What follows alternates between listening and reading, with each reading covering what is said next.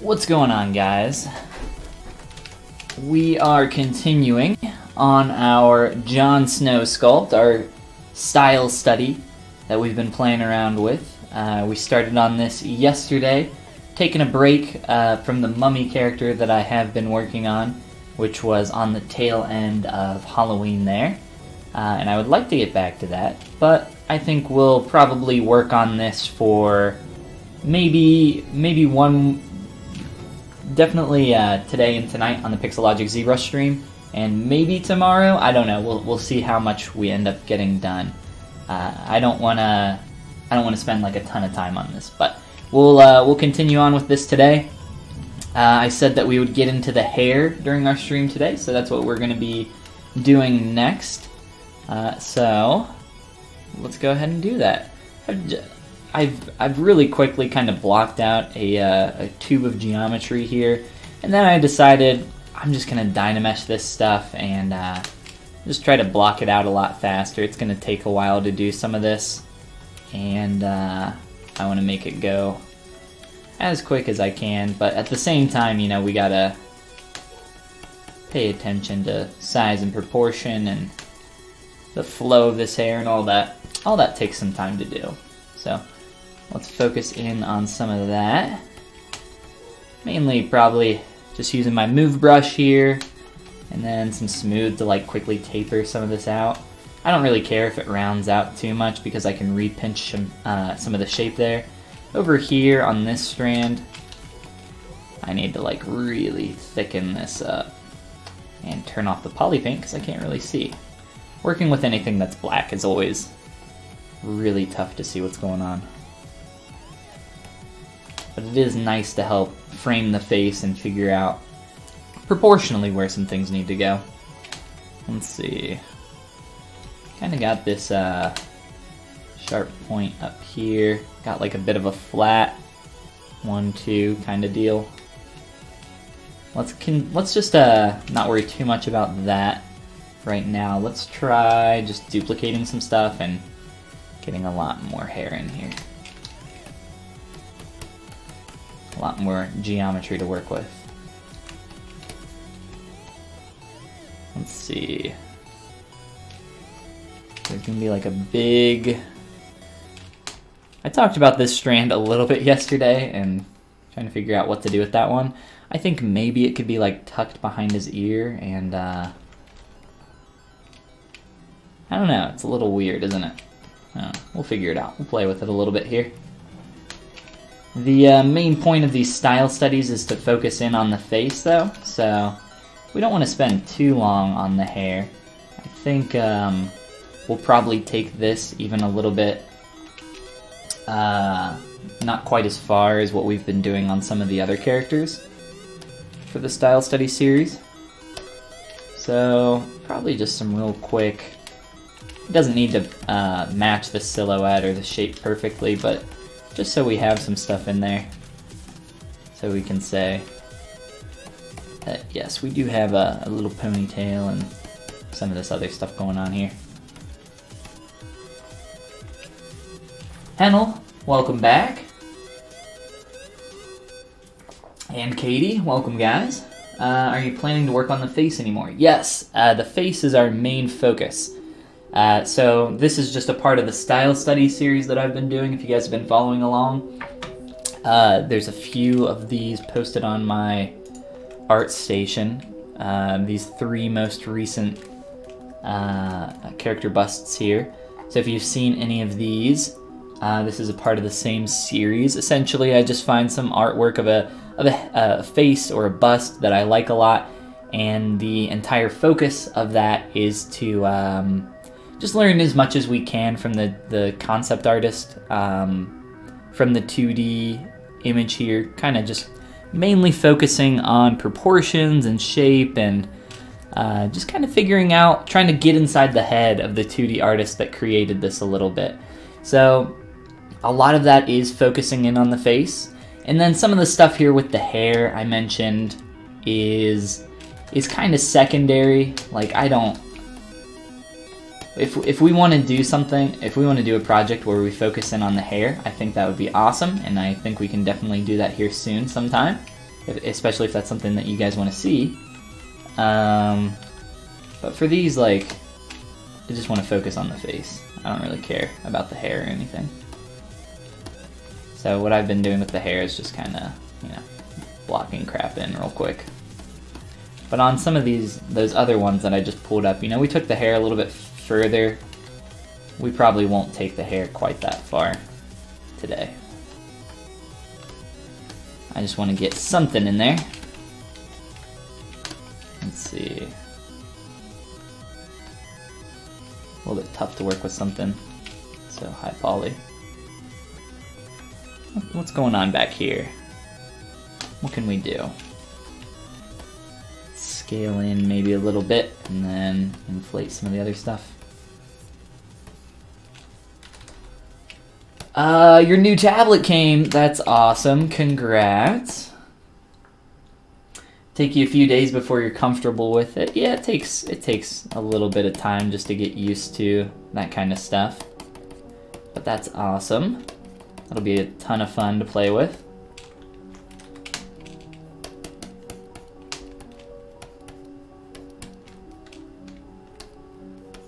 So I'm just trying to block this out, and I'm probably not even going to put like a hairband or anything back here. Really just, like I said, really simple, low poly crap.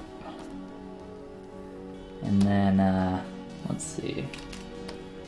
We'll just kind of merge some stuff together real quick. I'll even turn off polypaint because it's a little tough to see. It's a little high.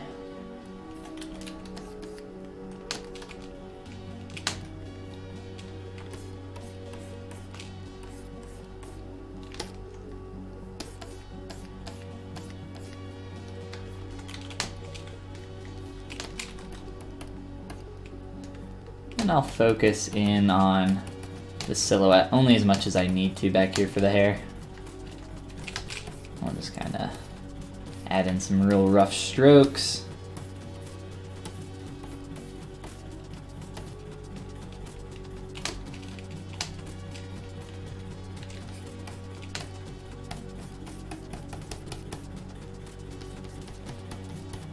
If we were really sculpting this up, if you're pulling a ponytail up from anywhere on the head, the hair all starts to pull in that direction, so all hair should essentially be flowing up to that main point where it's connecting. Like I said though, I don't really care. I want to focus in on the face, so let's just put in some garbage in here, wriggle some stuff around. Let's see.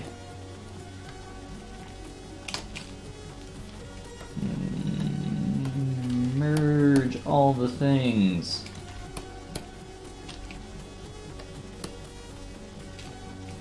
And I'll just use like snake hook if I need to pull stuff out more.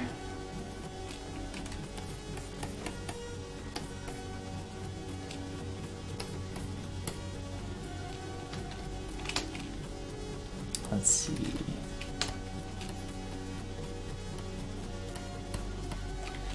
I don't use the snake hook brush all that often, mainly just the move.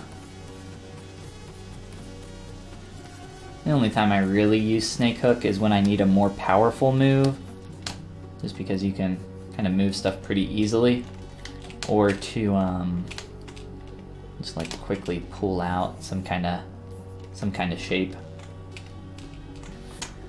Let's see, you've already noticed a difference. There is in your 2D, but there's a section where the pen just doesn't track.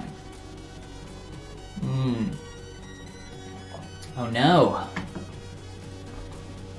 So there's like a section on the display that your pen doesn't work on. That's not good. And the color needs calibration. Yeah, you always need to do that with a new monitor. The colors on my Cintiq are actually a lot more vibrant than they are on my other monitor. A lot more saturated, even. So when I'm working on stuff, I need to like throw it up on my other monitor real quick in Photoshop, or I'll do that, or I'll export it in Dropbox or something and look at it on my phone, and typically That's like a good like just to get 3 different monitors on it at once so I can see how things are looking.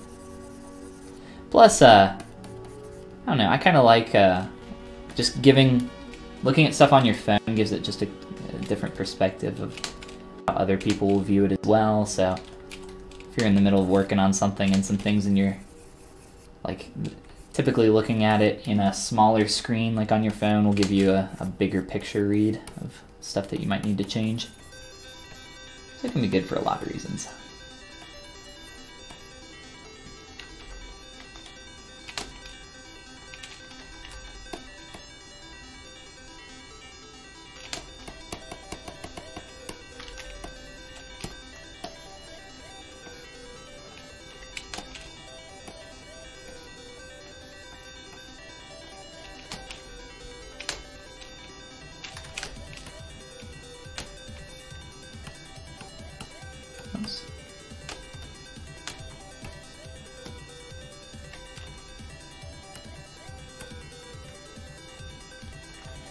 Alright, so let's see.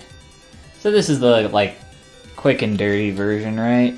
So we'll grab our material and just kind of see how that's framing the face.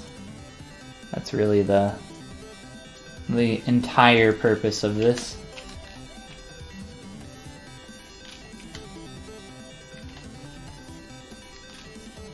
Find some places where that might be interfering a little bit too much with some of this. And I'll probably just like rough up my surface a little bit more with some strokes. Because this is dark and pretty hard to see.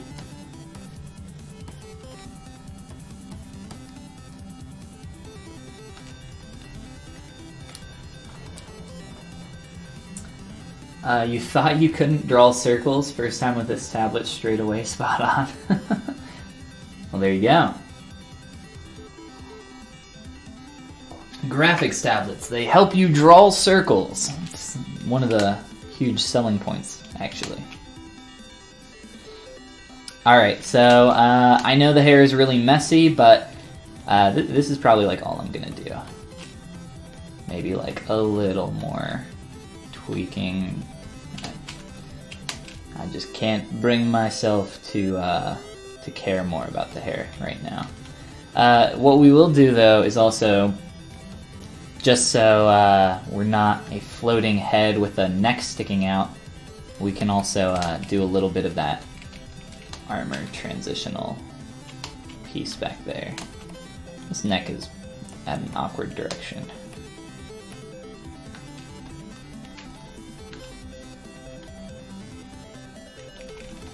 I'll fix that in a little bit. Let's get the beginnings of our armor here. I think I'll just make like this little cylindrical piece here. I don't really want to make a hard surface wolf little emblem there. We could take the time to do that. I don't think it would take that long, but still, let's get back to our face as quick as we can. So that's what we really care about. So let me initialize my face into a cylinder. And then we can start making some of that armor. That cylinder.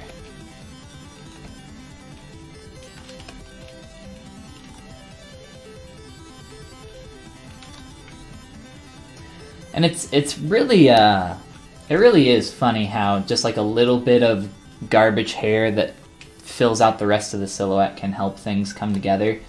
Just because it can just hair and color are really defining features for your characters. And if you can get that in earlier on, I think it can help you, but I try to stay in those early stages as long as I can. I just find it to playing around in the mud essentially can be nice sometimes.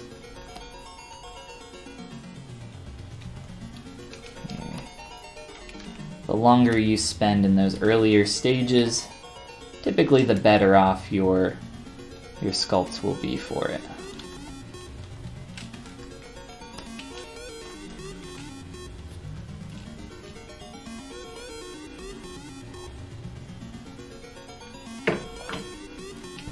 Alright, let's armor this Johnny boy up.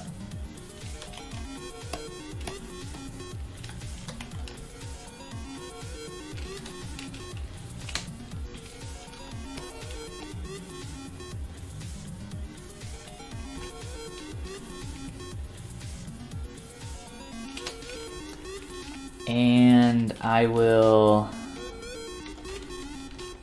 let's see.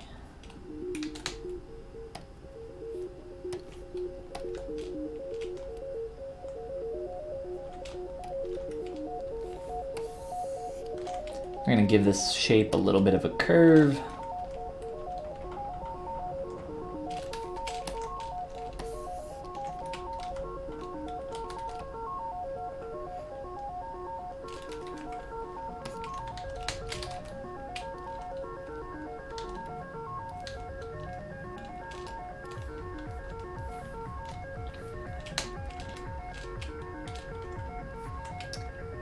And I'm either going to hide this hair or hide part of it. Let's just slice off some of that real quick so I can see what's going on here with my head and neck. I haven't really done very much with this neck up to this point, which isn't, you know, a huge deal. It's not hard to fill in some of these volumes.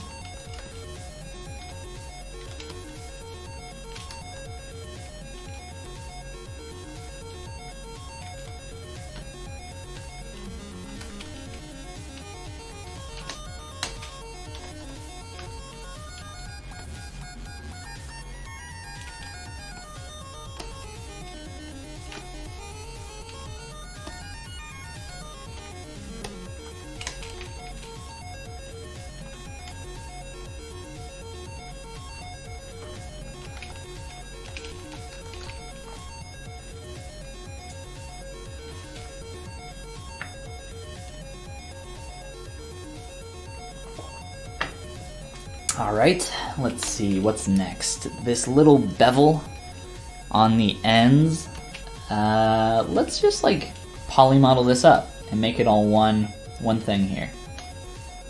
So let's insert a few poly loops. I hate that it's creasing these. Shouldn't be creasing them. We'll use move infinite radius to slide our edges. And I'm just doing these at the same time so that I can make them roughly the same shape. Getting a little funky back here, aren't we? Huh.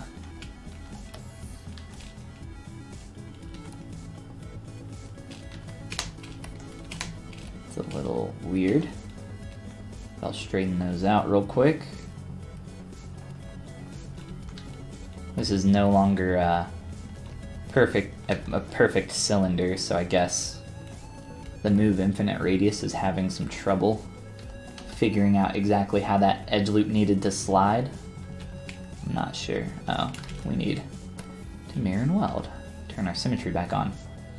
Any operation like edge loop or anything that would go across the symmetry plane, I always turn off symmetry before I do that, just because ZBrush will very often crash on any operation with ZModeler that goes across the axis that's like doubling up on itself. So if I poly loop here, it's also going to poly loop on the other side, doing the exact same thing. A lot of the time ZBrush will just be like totally fine with it.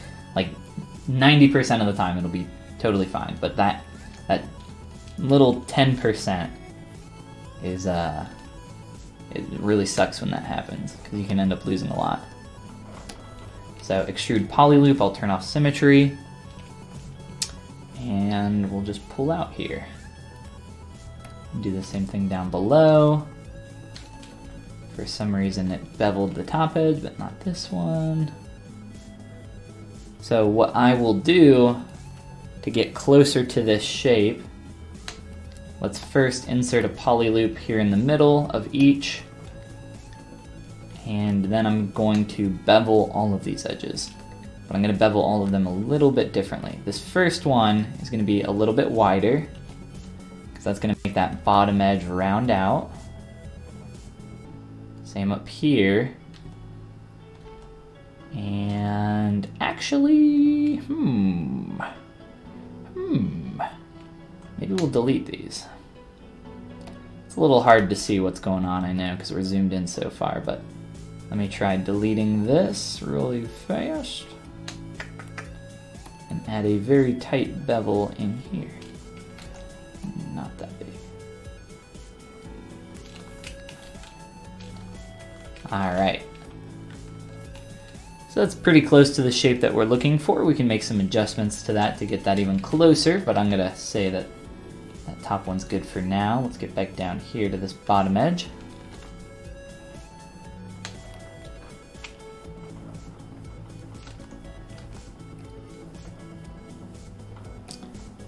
And I'm going to do the exact same thing down here.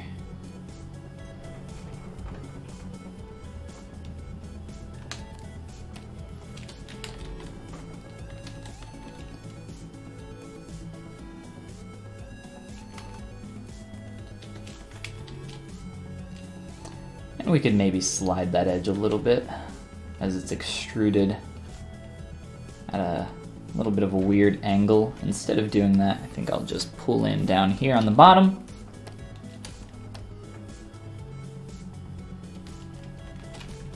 And maybe let's just grab these really fast and then slide it down.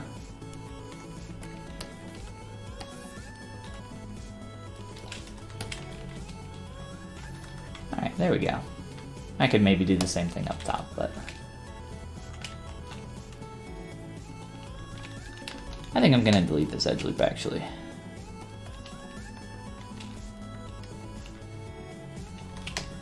And then I'm just going to use my move brush and adjust some shapes going on here. Probably adjust some of my hair as well. Let's kind of push some junk around.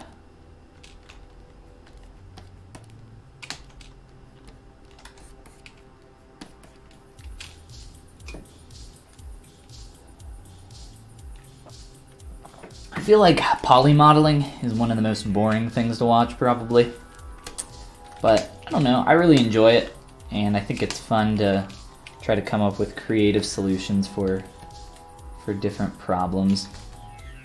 There's just, you're modeling on something that, like in this case, it's a completely different shape than what the finished smoothed result looks like.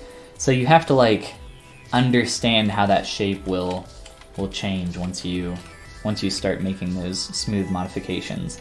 So for instance, putting these two tight bevels, or these two tight edge loops, I essentially just beveled an edge really small. It ends up creating a little bit of a soft crease there. So just like once you add that smooth, but just understanding that stuff, I don't know. I think it's really interesting, but I know,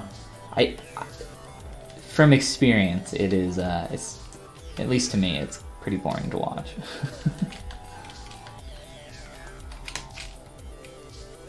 Alright, we will finish up here by just adjusting some of the shapes here a little bit more, and then we'll move on with our Johnny boy, get back to the face and put some more focus up in there.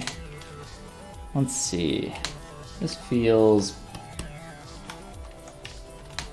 not good.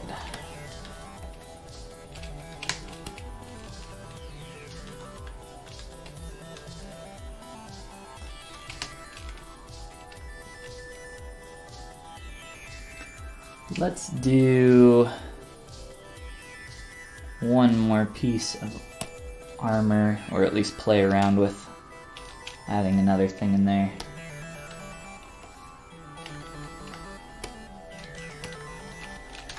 By itself, it just feels like it doesn't feel like a good ending point for a bust.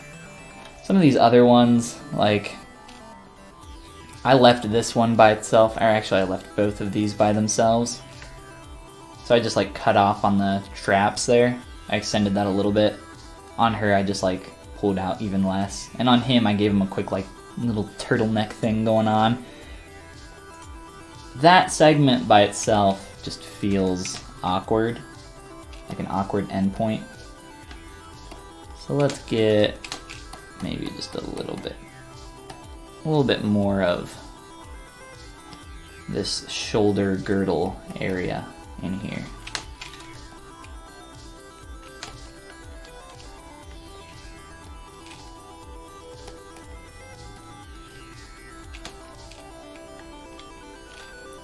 I don't know why that is not symmetrical, but it is now.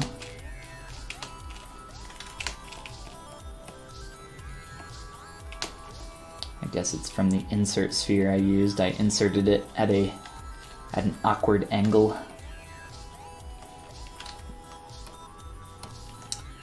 And instead of slicing anything, I'm just going to use a low-res Dynamesh. Lower, please.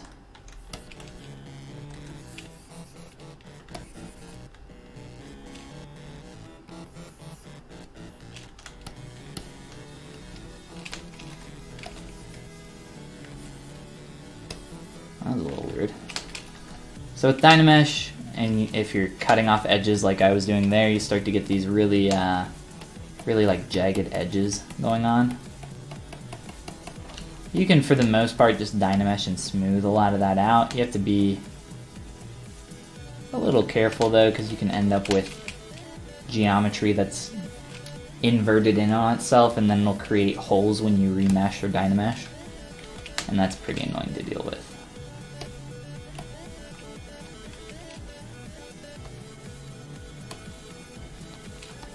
And maybe we will pull up on this, let's see. Let's turn on perspective for a moment. I feel like his neck is like jutting out really far forward. Let's do a thing here. Bigamize. My favorite function in ZBrush, the Bigamize slider.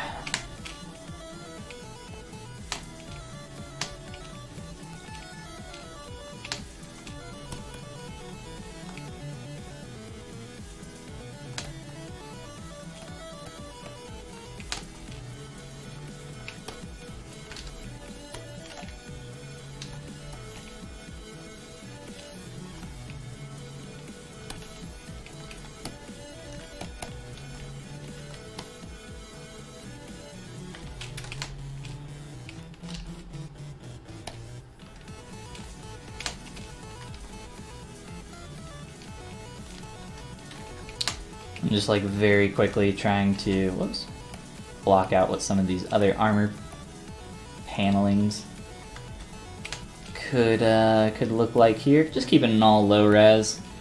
I don't really care if it starts to smooth out too much. I can like recut it or do some other stuff to trim that up.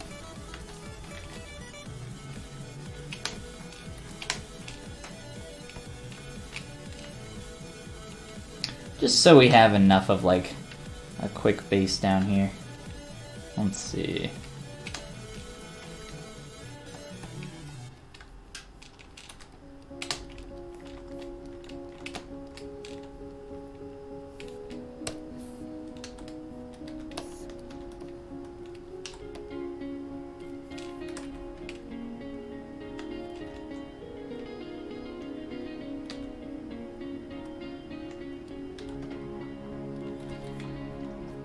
Alright, then merge all that together. Beautiful.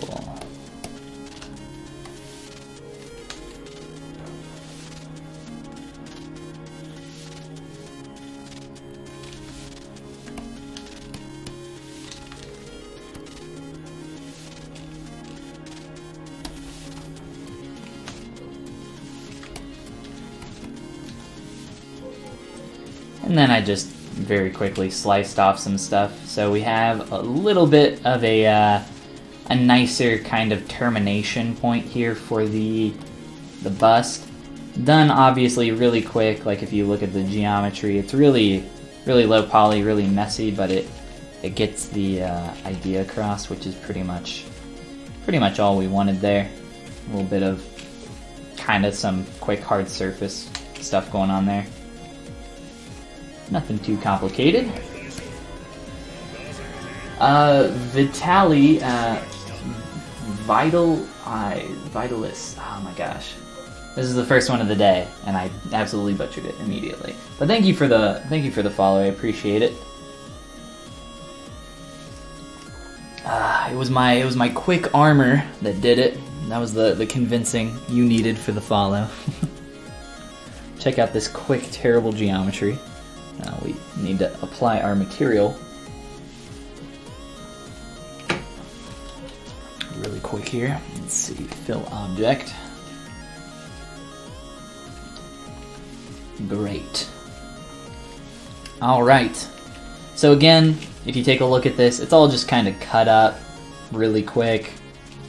Nothing clean about that. This is not how I would normally do this stuff, but I essentially want the things that are framing the face, framing the bust of the character nicely, so that we can get in and focus more on the face. If you don't have that stuff in, it's totally fine, but it is just a lot more difficult when you're sculpting to not have the stuff in there that's referencing the face, that's going to make that all come together a little bit nicer. Which is why a lot of the time I recommend to people that they try to get in as many of the parts and pieces of a character as quick as they can. So early stuff like the hair, face, if you're just focusing on the face kind of like I am, try to get that hair in as quick as possible. Try to get some of that facial hair in as quick as you can. There's a lot that can really help you that doesn't seem necessary, but you'd be surprised.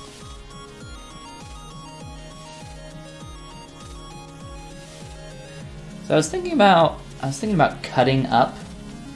I was thinking about cutting up some of this beard so that we could get some of these strokes in here, but that sounds like some work. So instead we'll just like sculpt some cuts in or something.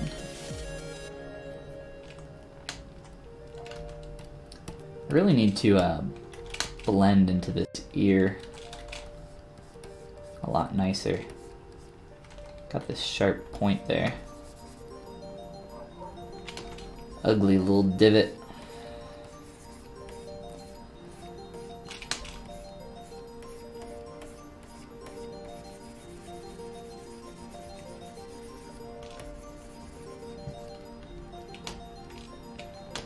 So I would say this is probably going to be one of our quicker style studies. I'll try to finish him today so that we can get back to our mummy character. If you've been following along, we've been working on a mummy for maybe like 4-ish days or so. About the past week probably. And we're just taking a break from that to give our eyes some rest from working on the same thing, and then come back with fresh eyes and be able to tackle all the stuff that we very obviously need to fix that we just could not see. Which is, I think, always a good idea if you're struggling to do anything artistically. Just give your eyes a break. Take a break. Go work on something else.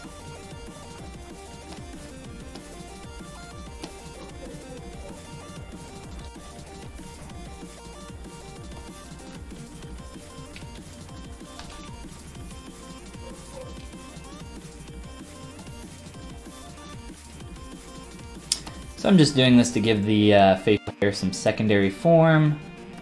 Looks like maybe there's some asymmetry here. That's totally okay. That'll make it easier for me to go forward with a second pass. Let's see. Like think I'll just use move, maybe not. I'm trying to use just my move brush to pinch these edges and make these a little bit tighter. I'm just kind of experimenting with this a little bit.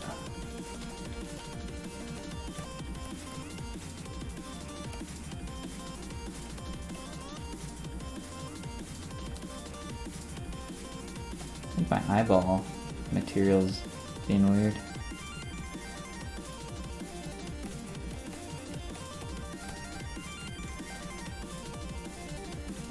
Alright. So something quick like that. Just so we have a little bit of break up there. Obviously, just rough and ready. Try to dig in a little bit more there, I guess.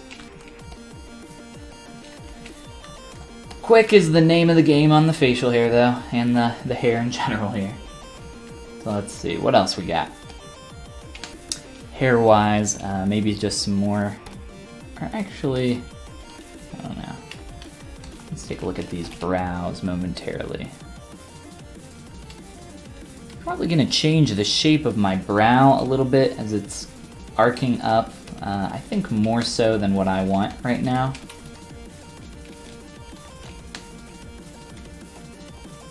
Very quickly before the stream, I made a little bit of change to the corner or the sides of the face here around the cheekbone. I was pulling these back to give the face a little bit more depth as it wrapped around.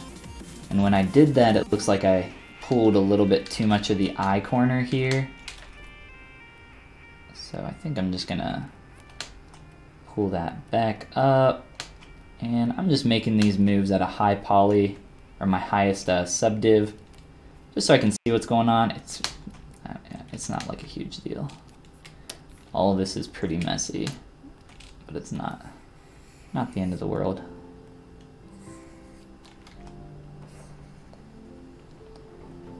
For me it might be, because I like to keep everything as clean as humanly possible. I'm the OCD clean sculpt boy.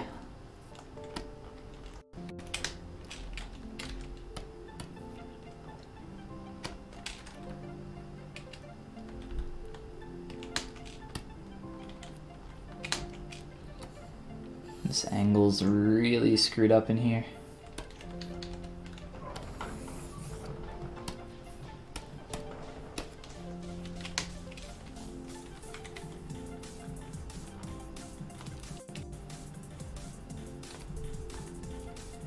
Which really doesn't matter too much because it's mostly hidden. I'm just gonna pinch in on this a little bit.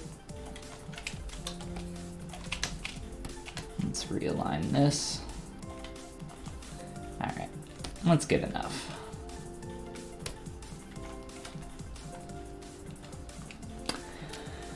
Okay, let's focus in here on our face as a whole.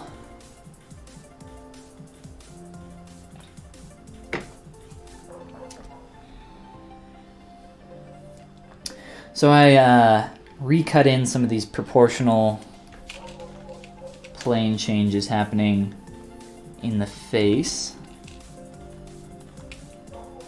I don't know. I think a lot of what I want to do is up around the eyes right now. Starting to pull this plane down a little bit more. Sharpen that up.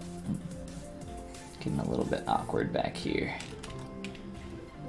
Kind of soften this edge a little bit too much.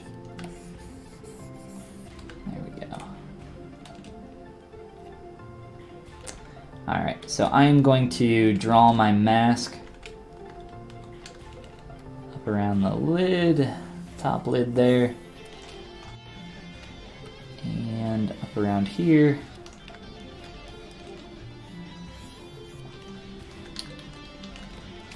And let's turn off our eyebrows so I can see what's going on here. Kit Harington, never shave your eyebrows off. So even like I said, it helps to really get a lot of that stuff in there. Even just removing the eyebrows by themselves starts to make things feel really awkward. So even little things like that add up. Just another example of why I think you should try to add in a lot of that stuff early on if you have the opportunity.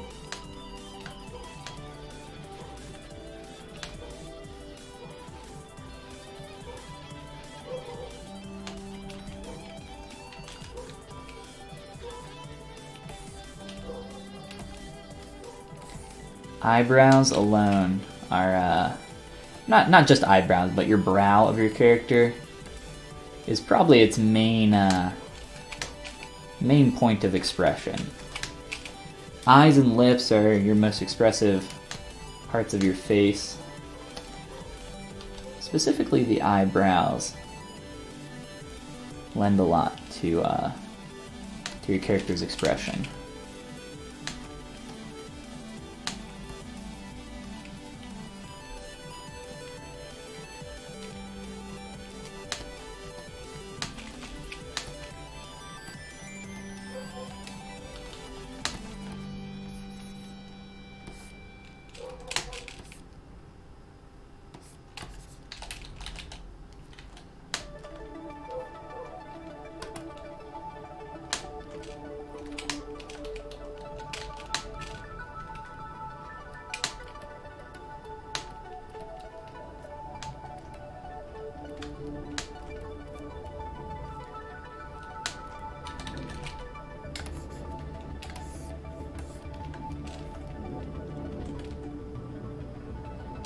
What happened here? Why are these different? That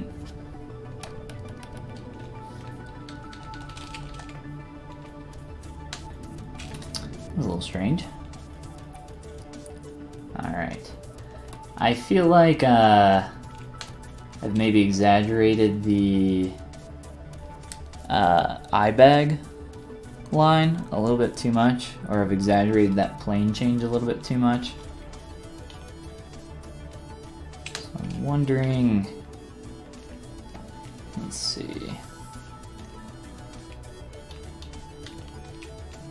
I'm gonna try pulling out around the cheek a little bit more here, just to help change that plane a little bit more. Like I said, it's feeling really heavy right now.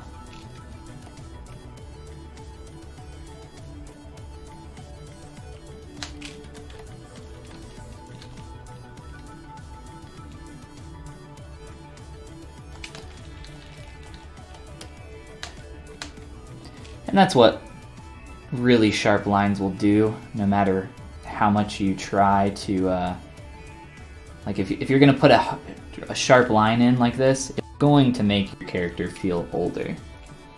Which isn't necessarily a bad thing, but Jon Snow is not an old boy. So I'm trying to soften some of these hard edges up a little bit. What's going on, Ameth? Thank you for the follow. Welcome to the stream.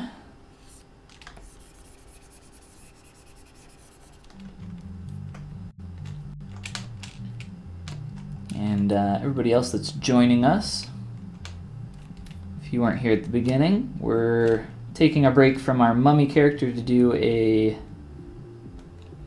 another style study here. This time of Terry Way's work. If you guys don't follow Terry Way, you can check out some of his work over on ArtStation. Go give him a follow. He's at ArtStation/Waylai. And this is the concept that we're working off of, if I haven't shown this off yet. We're doing the human version of Jon Snow, and then depending on how much time we got, maybe transitioning into the White Walker version of Jon Snow. That was the original plan, but we might hold off on that for a little bit, instead go back to our mummy for a little bit, and then come back to Jon Snow when we feel like we want another break. That might be a good idea. Actually, let's do that. We'll go back to our mummy after this so we can finish that up. And if we get to a point where we want to take another break on that, we can switch off to White Walker Jon Snow, or switch off, or at the end we'll do White Walker Jon Snow.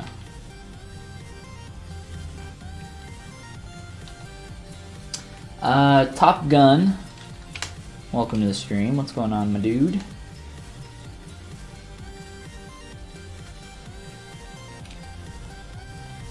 And Soul, welcome to the stream. Dropping the Ashley face, I dig it. The most terrifying emoticon on Twitch.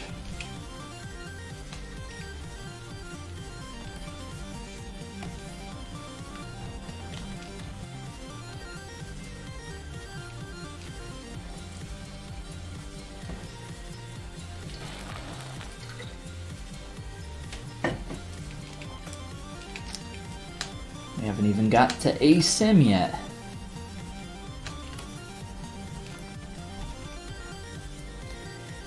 Asymmetrically, he really doesn't have a lot going on. I guess we don't really have to do too much asymmetrically. Let's see.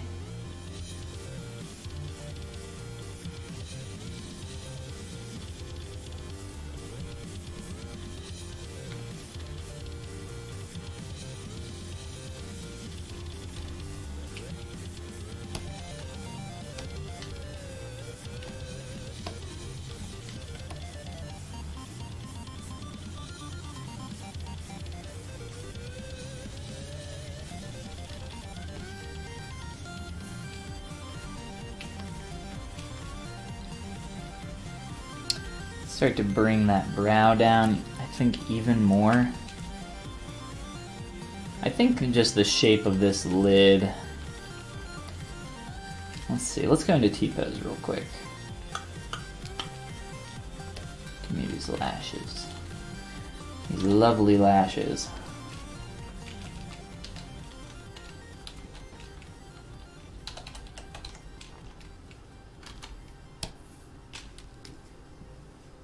I'm gonna adjust the shape of our top lid and then maybe pull down that brow some more.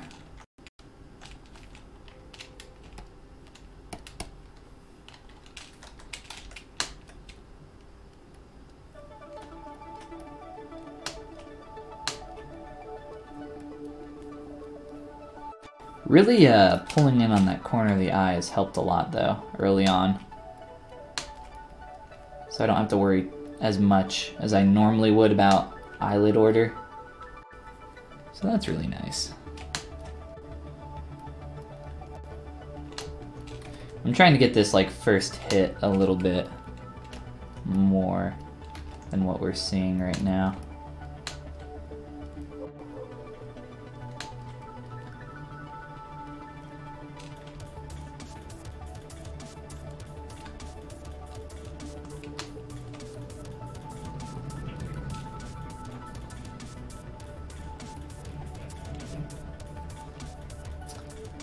Creepy ash face, yes.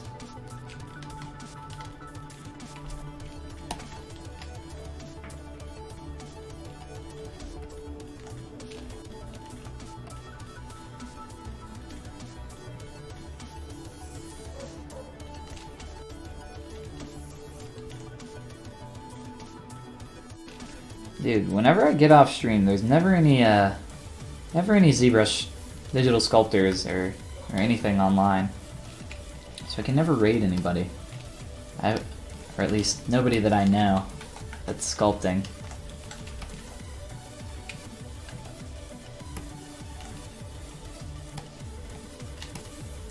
So I have to find people very quickly. I'm very bad at finding people to raid. Try to do better today.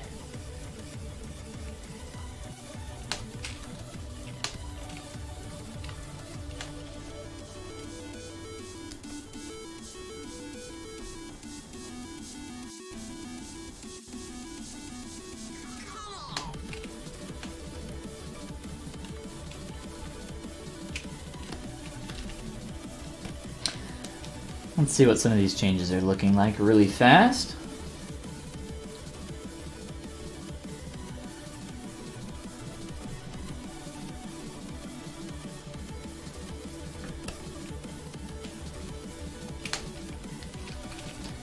Material freak out. That's fine.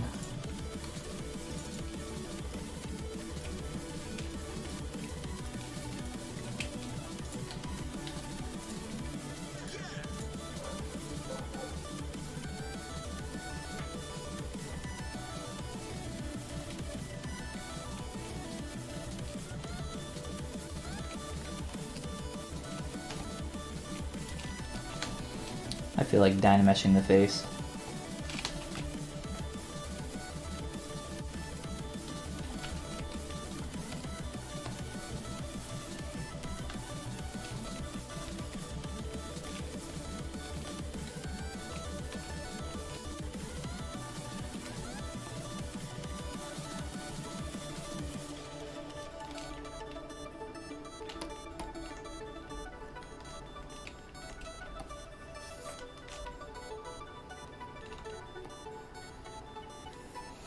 I'm getting annoyed of the terrible topology that I had to work with.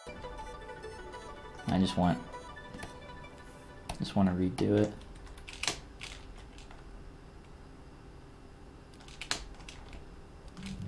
It's making it very hard to get anything too clean up here, because it's fighting the topology. At least with Dynamesh, it's all evened out.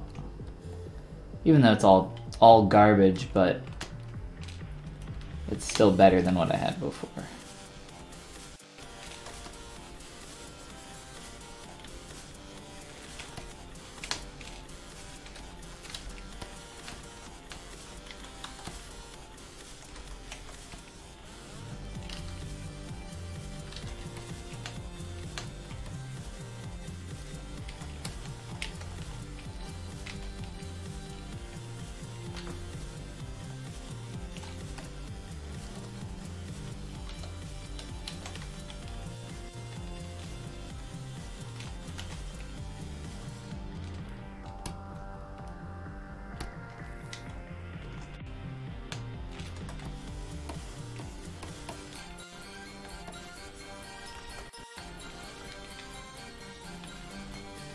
Alright, we're getting there.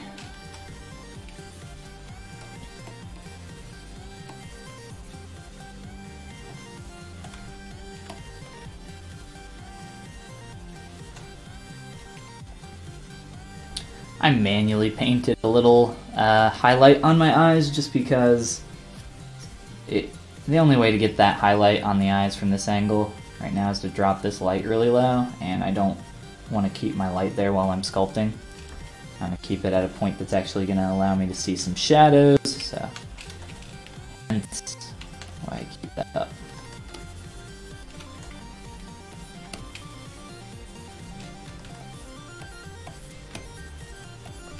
Alright, let's try to turn this edge to smooth out.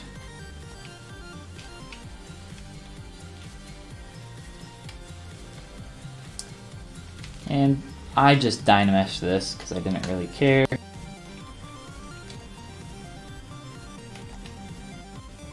So the mouth is all closed up now. That's fine. I got the basic shape of the lips,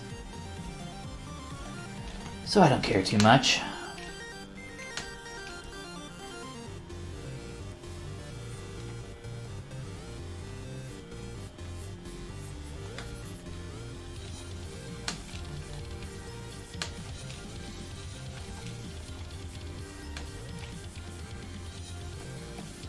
Unfortunately, we did lose our polygroups around the lips. That won't be super hard to redraw back in there. For quick and dirty though, we're already starting to fill in a lot of the shapes. Whoops. Getting that material back. So Dynamesh can only remember poly paint or poly groups, so that's why all my poly groups got erased. Which isn't, like I said, it's not a huge deal. But at least with Dynamesh I can start cleaning up some of this stuff now. Oh, I missed some stuff here. Let's see, you were streaming 2 years ago for the ArtStation Challenge. Well, there's a new ArtStation Challenge now. Maybe you should check it out. Thinking of restarting to do it again. There you go. This will look so clean and smooth if 3D printed. This is really rough, dude. Like, really rough. But a lot of my other stuff is... I spent the time, typically, to make stuff really clean.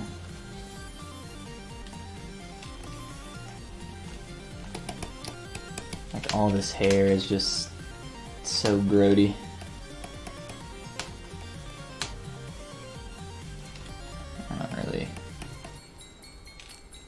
I do not really care, though. I do not.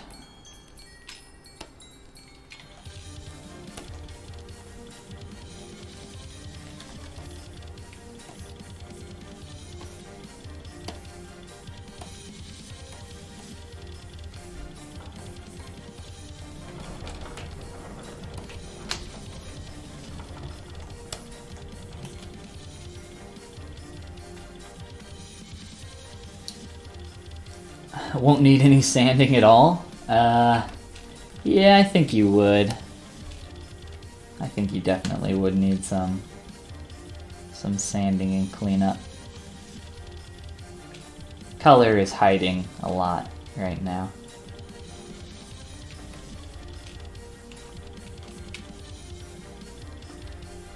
Yeah, some of the surface is really clean. Like I said, I wouldn't consider this super clean though. That's pretty close. If I was finishing this, I would take it even further. Like, look at all this crap.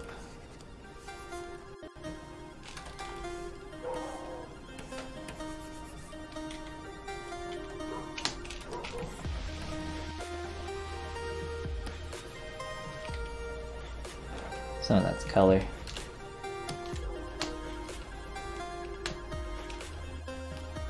What you got going on here, Johnny boy? You got a little soul patch?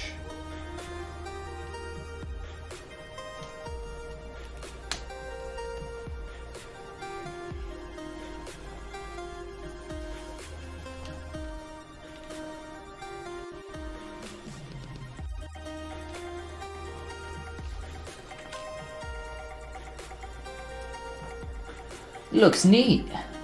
Thanks, man.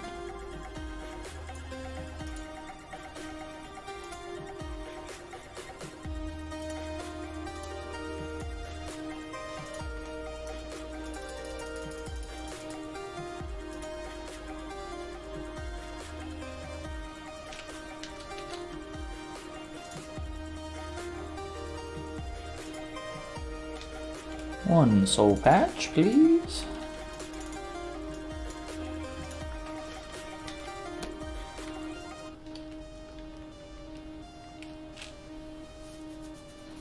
You can't ask him anything because he knows nothing. That's why he's so angry. That's why he's got this glare going on. You know nothing, Jon Snow.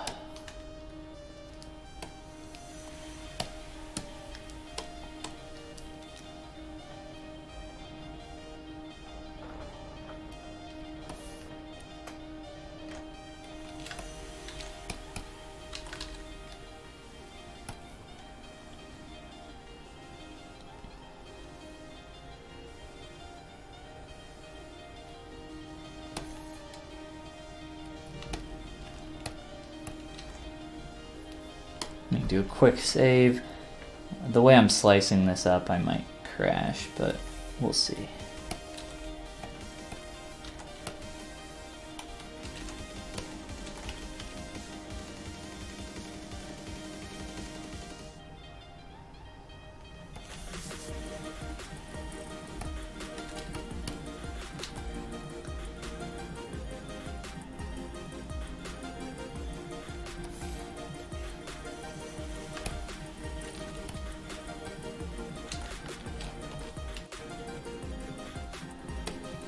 Just a quick little shape there, just so it's close enough to what I see in the concept.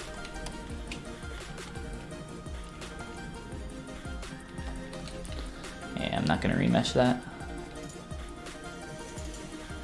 And just fill it in and maybe slice off that top edge. Or not.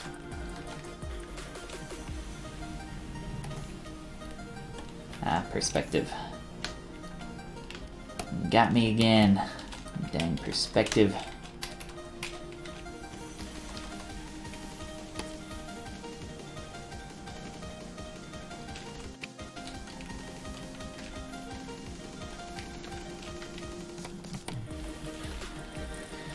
Alright, so there's our little patch of souls.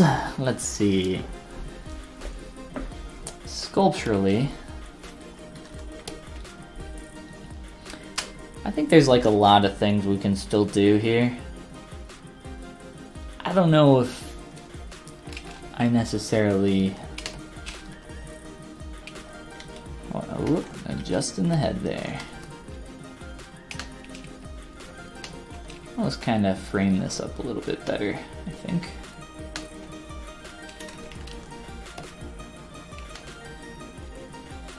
I cannot wait for Game of Thrones to come back. The next season is going to be crazy. I want to see a fight with a White Walker dragon. I want to see Jon Snow die again. I want to see all the things.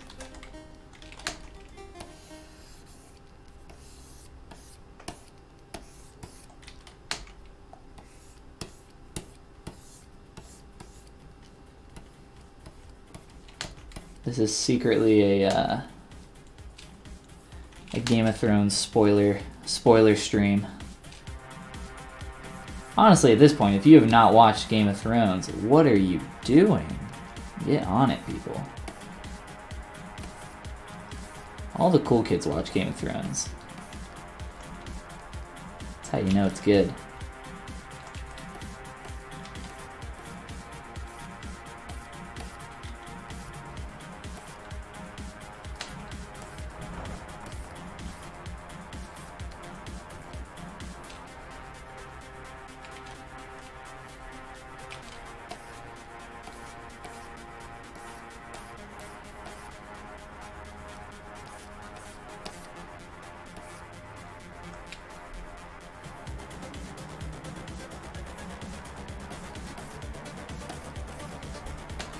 Alright guys, I'm here to answer all your Game of Thrones fan theories. Let's hear them. I think that Jon Snow is not Azor Ahai. If you don't know who Azor Ahai is, you're just... Can you even really call yourself a Game of Thrones fan? You gotta get deep in the metagame of Game of Thrones. Game of Thrones.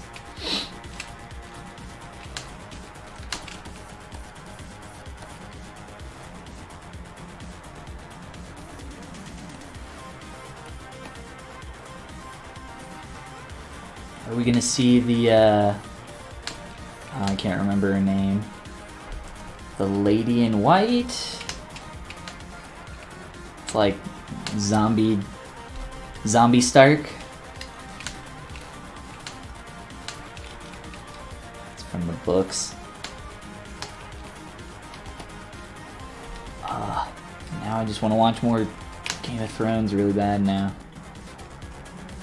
Alright, that's fine. I'm not going to do too much more with the hair. I keep saying that, but then I just like go back and trim up more, add more volume. Really the whole point of this hair is just to frame the face.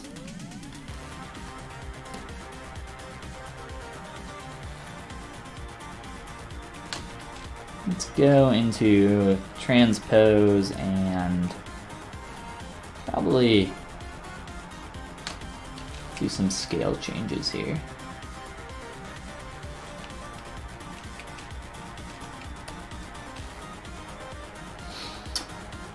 Yo David certainly hopes that we do. Maybe the Ice Dragon or Zombie Dragon. I don't know. I don't know what we're hoping for. Haven't read the books? Well, that's okay. You can just YouTube all the metagame of Thrones spoilers. The show is actually past the books now, but it's kind of diverged on like really small things. Oh, we need to get rid of that mask. Alright, so I want to make a proportional change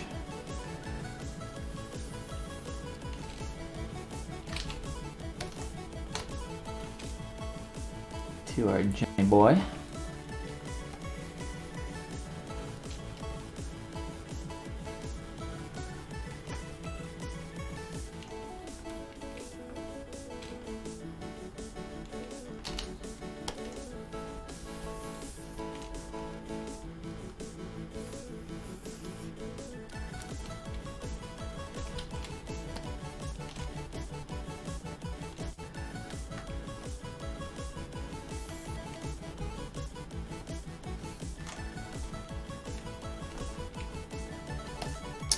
Game of Thrones is one of the more faithful translations from the book.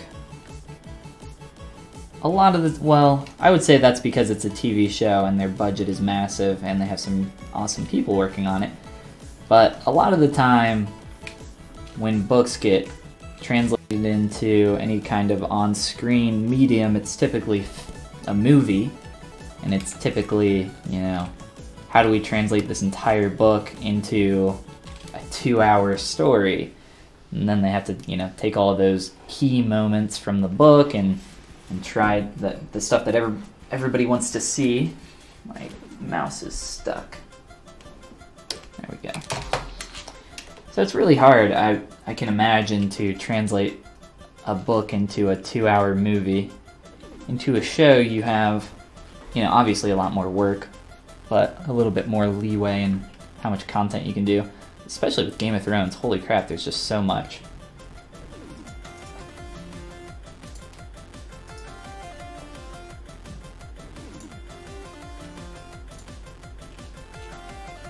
Game of Thrones is awesome though. I don't think it comes back till spring next year, like March or April.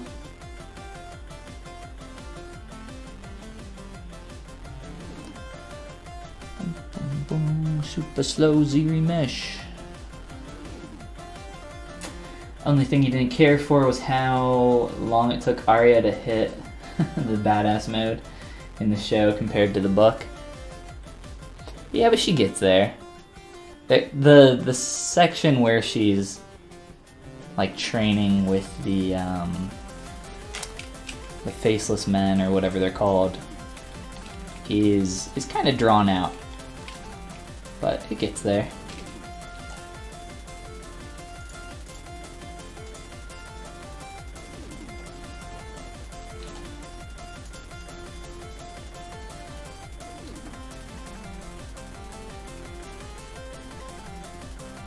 Maybe we'll find a dope Arya concept next and we can do her.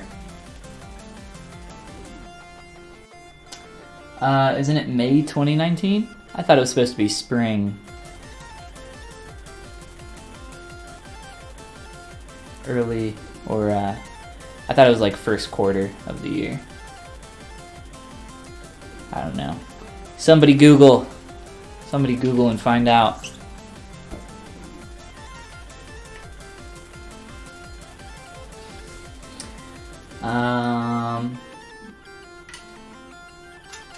Yes, Harry Potter also had the same fate, Hennel.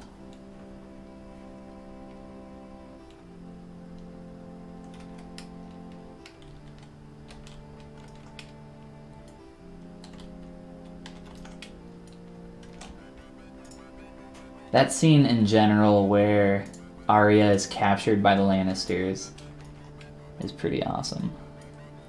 Like that entire section in the show too.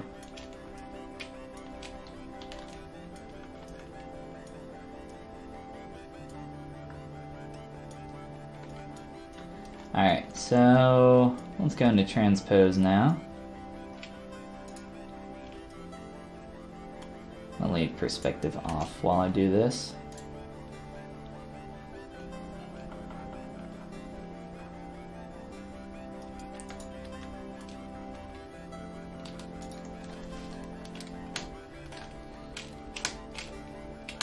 Things are going to look a little bit weird here without perspective on and everything else, but it'll be fine. Make it work.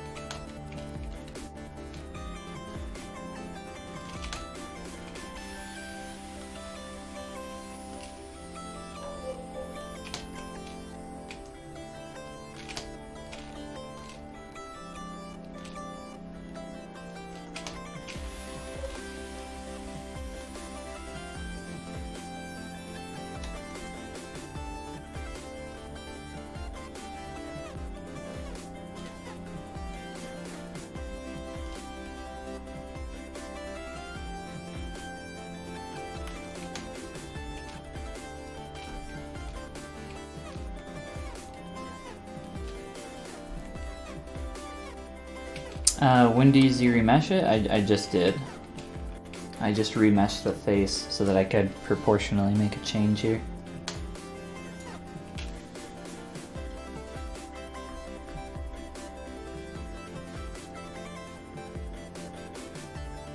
Not worried about spoilers? Well, I don't care about spoilers for anything. Literally anything. Ever.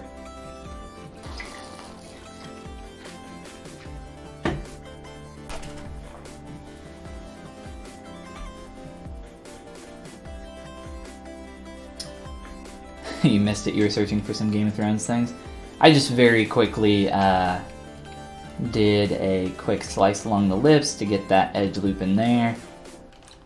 And then just quickly did a Z-remesh with keep groups on so that I can now go into T-pose here and adjust some stuff on my mesh. Whew. Bleh. Bleh.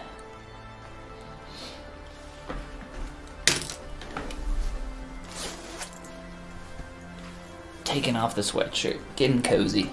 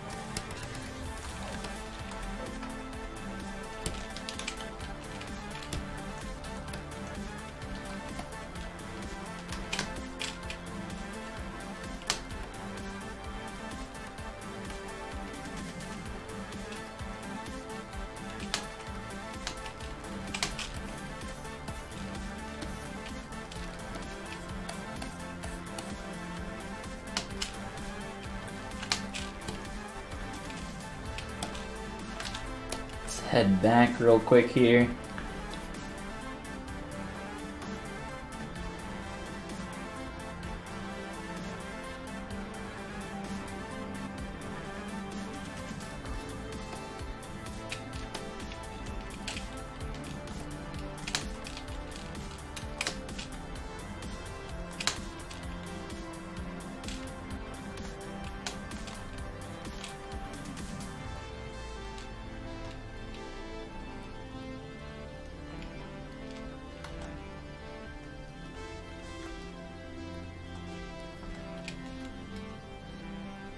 Okay, that feels a little closer in the face. Obviously we could line some stuff up here with the image. I prefer to work on stuff, or work on my eye, my ability to see, while doing style studies. Try to practice that as much as you can, especially if it's something that you struggle with. I know early on it's really hard to figure out some stuff in 2D and translate it to 3D. I think somebody was just asking in our last stream yesterday, I can't remember who. Maybe somebody here now remembers, but they're just asking, like, how do you get better at interpreting surface changes? Like, how do you get better at understanding what's going on in 2D to translate to 3D? And the short answer to that is just time, mileage, practice, etc. I said an actionable thing that you can do to continue practicing that is obviously sculpt off of 2D concepts, but also before you do that, it can be very helpful to do draw-overs or paint-overs of 2D work to attempt to figure out exactly how the surface is flowing. The main thing I recommend doing is beginning by doing a draw over of your silhouette, figuring out exactly what kind of shapes are going on there, and then start doing a draw over of some of your internal lines. So some of this stuff going on in the eye, just so you can figure out exactly how your surface is turning. What the planes of your face look like, how all that's adding up to the full character. Really, if you can, once you get the ability to break complex shapes up into their simple parts, I mean, you can sculpt anything. I mean, it's just a matter of time.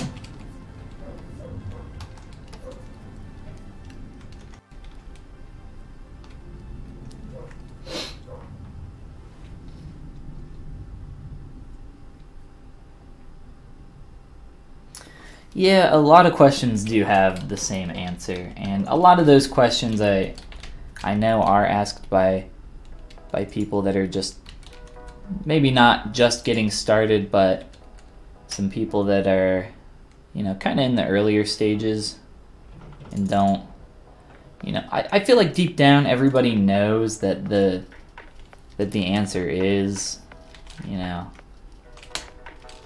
put in the time and you will get there eventually. I feel like deep down everybody really does know that, but man, sometimes, like, there's no easy button, there's no secret. Like, everybody, you will have to tread water and drown many times before you can get up to that next level. No easy way around it. Having a mentor, though, can be extremely helpful.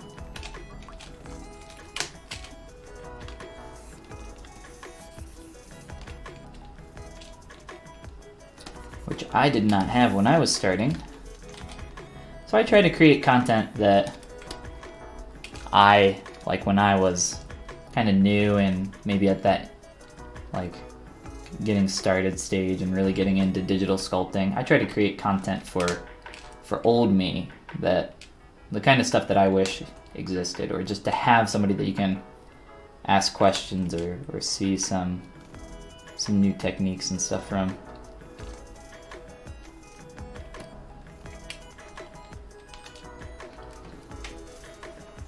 Poppy Box, what's going on? What brush do you use? What's that material? Yeah. I don't know. My brushes are just variations of brushes in ZBrush. They just have like a lot of tweaks to them. You can go into your brush palette, into modifiers and your depth and curve and lazy mouse setting. Like there's a lot that you can do, but I don't know. I recommend people make their own brushes.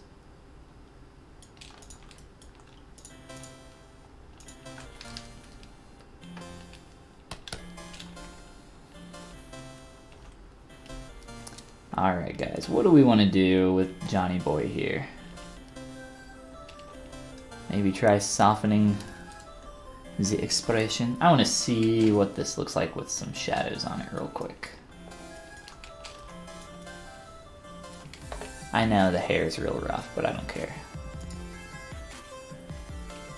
So we got shadows. I'll just do shadows. I think I already have my...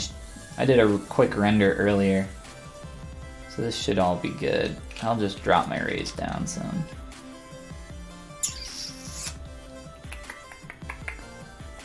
Yeah, here. I'll do that too.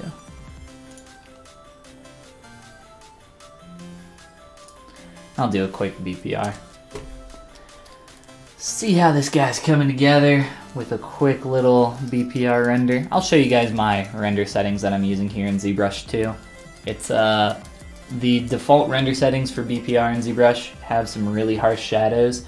So what I recommend doing, I'll show you guys in a minute, is just messing with your shadow angle and some of your ray count, some other stuff. I don't know, I could like manually paint in some shadows on this as well, but for the most part, it's not too bad. Probably increase the shadow strength. So what I typically do is lower the, so what you want to do is turn on shadows, just make sure shadows are on in here. You can also do AO and some of the other things, but with the shadow settings that I use, AO isn't really necessary. So I'll bump up this. We'll try 0.5 for a little bit darker. You want to up your ray count typically because you will get jagged cuts in your shadows and you don't want that. So I typically bump that up pretty high when I'm doing final renders, if I'm doing a render here in ZBrush at all. And then for your angle, this is one of the most important ones to help soften the angle of the shadows so you don't get a really hard cut. This by default is set to, I think, 0, and it's not a super appealing render that you get from that. So I'm going to do a little bit of a faster render here with some stronger shadows. My light position is just one light up top. You can add in additional lights if you want to do that. But if you're just trying to get something really quick here out of ZBrush, this is a pretty good setup. You might want to increase your ray count a little bit more and then mess with your shadow strength. But you can see, just jacking that up to like 0.5 in the render settings, the shadows get pretty strong pretty quick. And then there's some jagged stuff going on if you look at the edges of the shadows. So to get rid of that, you can soften that with your angle, and then with your rays, if you bump that up to like 200 or 300 or even more, you can get some higher quality shadows. But that's it. That's about it. Let's do a couple more tweaks in here. Let's break symmetry and do some more tweaking on that stage. And then maybe we'll jump back to our mummy. Our mummy. Let me save this real quick, because I don't think I've saved this at all.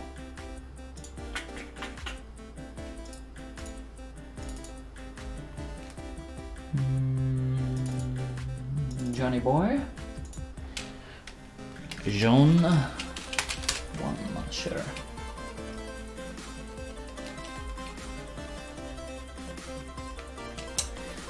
The standard brushes are just fine. Yeah, I think so too. After working in ZBrush for a number of years though, I got tired of whenever I loaded up ZBrush, I would run through like all these brushes and make any changes I had to while sculpting. It just got old, so eventually I just set everything up and saved them out. So emo. Alright, so let's break symmetry on everything, just make sure symmetry is off. So let's go through transform. No symmetry on anything. Whoops.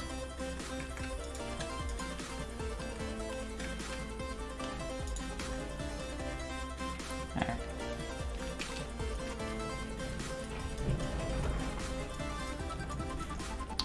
So obviously, you know, the hair isn't the right shape and everything else, and we're missing a lot of stuff, but let's just focus in here. And let's begin by just popping into Transpose Master for a little bit. And we'll begin making changes in there.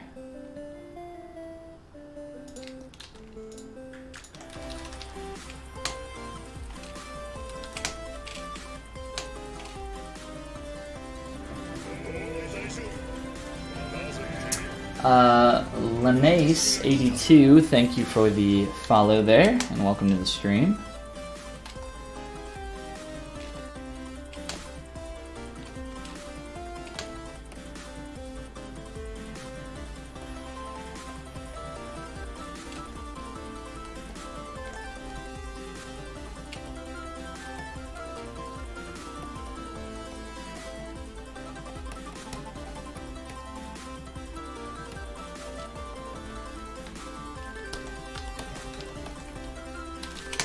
Most of the expression here, even though there's not much of an expression, most of the expression is going to come from the eyes.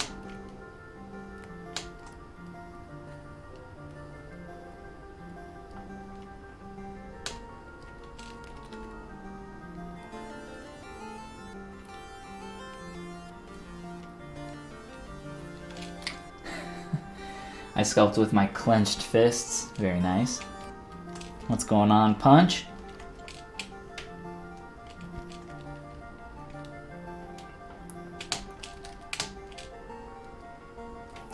I like to sculpt with a rock. On occasion, I do grab my other pen, and I've had it open before. I was like writing something. I was just sitting here writing a note, and then I went back to ZBrush really quick, and I was like, ooh, almost just drew on my tablet. That would have sucked. I've gotten close, just once. Ever since then, I've been very careful.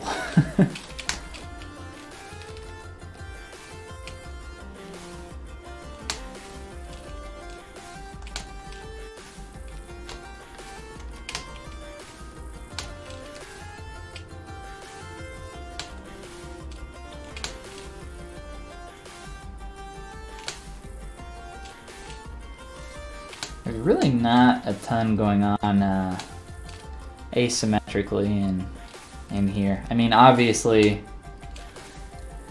from the perspective that this is drawn, it's hard for me to infer too much, but he's not making a super strong expressive expression.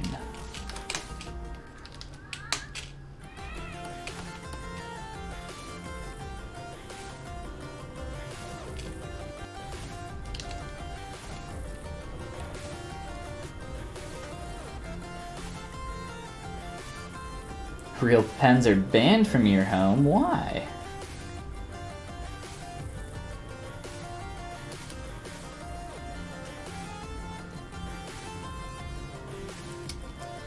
Yeah, like I said, you know, only a couple days probably spend on this.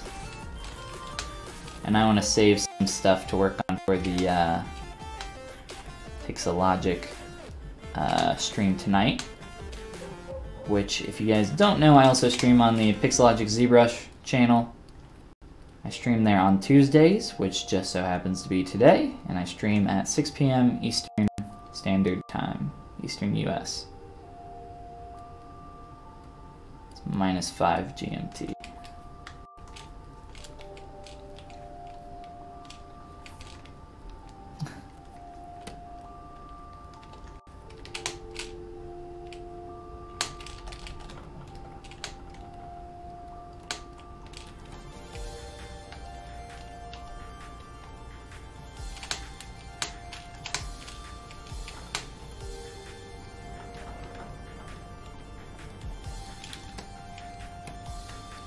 So you banned pens so you don't accidentally draw on your Cintiq. Like I said, it only happened once because on my desk I have a notepad, which actually my notepad is completely full now. I need to grab a new one. I think I have one in my closet somewhere.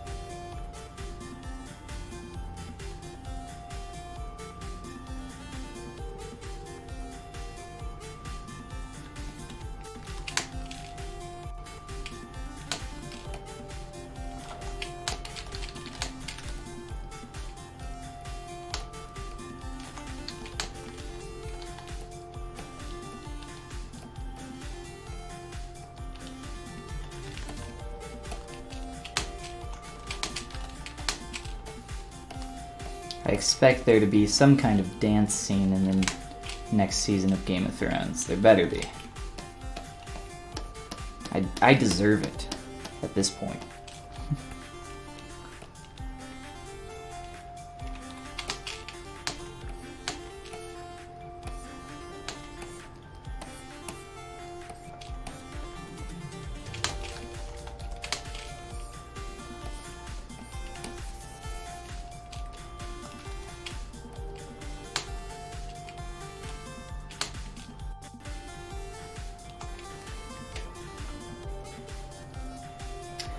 Do you like feedback on your stream? No one is allowed to give any feedback or opinions ever.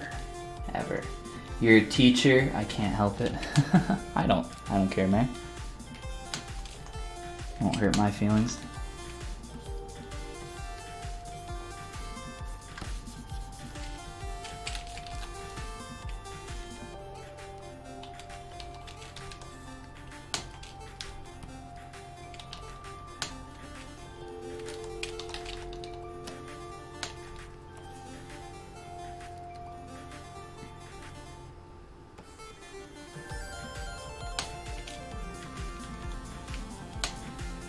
I should have just did this low poly and deleted these edge loops. I don't care. Here, do this. Yes, our classic Waluigi or Wario. Alright, so we got that going. We did some quick stuff here with the rest of the facial hair. Probably won't do any more. And I don't know. I could turn the angle on this brow, but I really just don't care to. Let's see.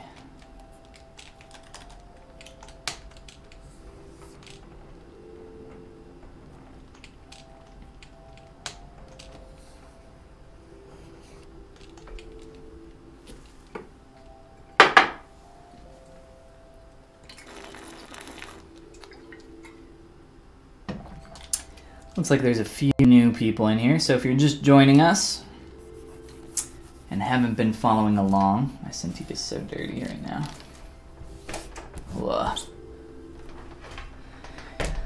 We've been doing some style studies from a few different artists.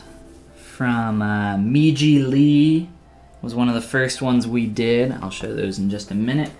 And then some David Loya, and now some Terry Way.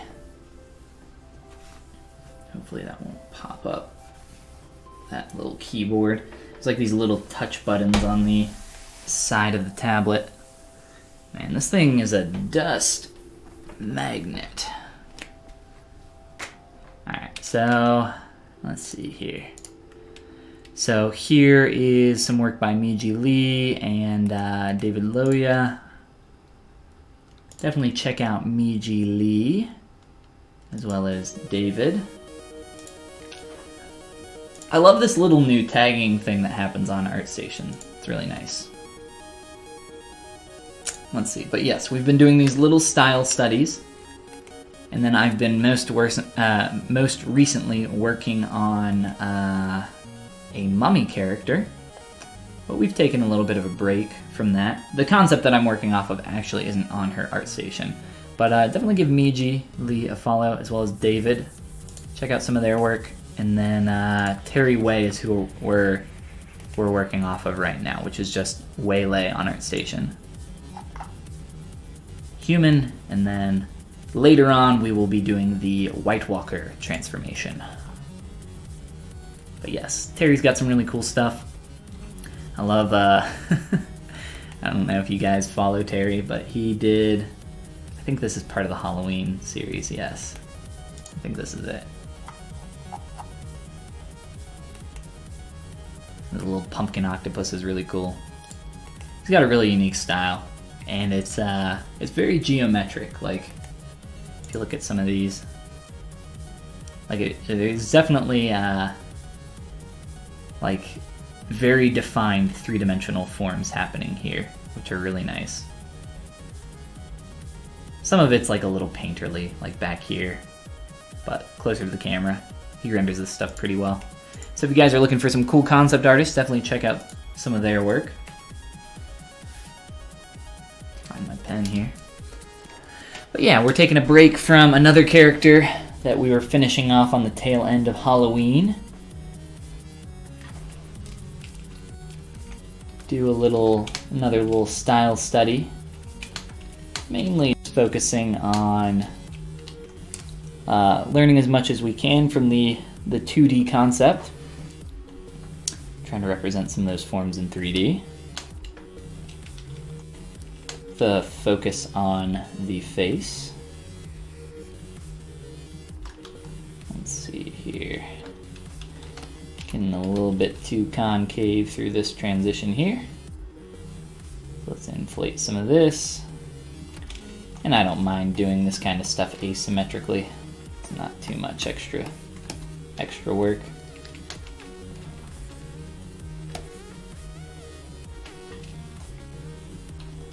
Let's see here. You whispered me something. Yeah, I can ignore it if I want. I'll check it here in just a second. I think it's Manat. I'm not sure what Manat is. The White Walker design does look dope, I totally agree, which is why I would like to do it. Let me see, I actually don't have Twitch open. Let me refresh this. You can feel free to post anything you want in the chat. I don't mind. Let me see.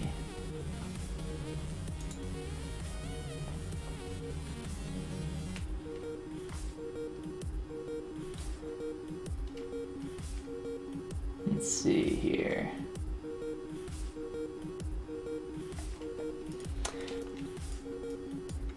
So 3/4 view. We can try to line up some perspective stuff here. But in the face, I definitely agree with, so Punch Planet gave us a little quick line over here. Let me see, let me open up my chat again. I definitely like what you've done up here, just noticing the brow coming up. We can start to get a little bit more of that. I have started to put a little bit more volume in around the mouth, which I'm okay with. The face is definitely not going to be this flat in 3D. I'm not sure exactly what you were doing there with that line, but yeah, we could probably block out the chin a little bit more. I would like to do a little bit more with that brow up there, so let's focus in on that guy. But yeah, let me see here, close this out. I definitely do not mind feedback while I'm sculpting. What happens typically, hence why we're taking a break from the mummy, we did get this surface turn in a little bit earlier but what happened was it looks like I smoothed it out a little bit, and now we got this like double. That's just like all sorts of nasty up through there, depending on the angle you're looking at. So we can start to get a little bit more of that brow cut in there, and I'm absolutely fine with that. So we can get that to feel a little bit closer to home. So instead of actually pulling the brow out more, what I'll do is just push in on the actual head to flatten some of that plane. So let's try that out. Let's see here.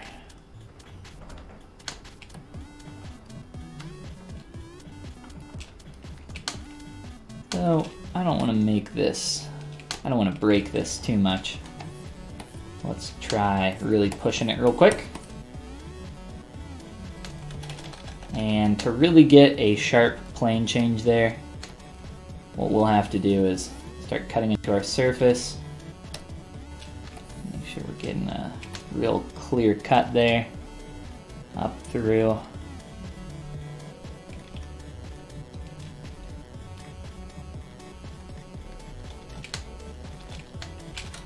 And we want to be careful that the other side isn't getting too screwed up, because I did break symmetry. I just want to make sure that that's all right over there.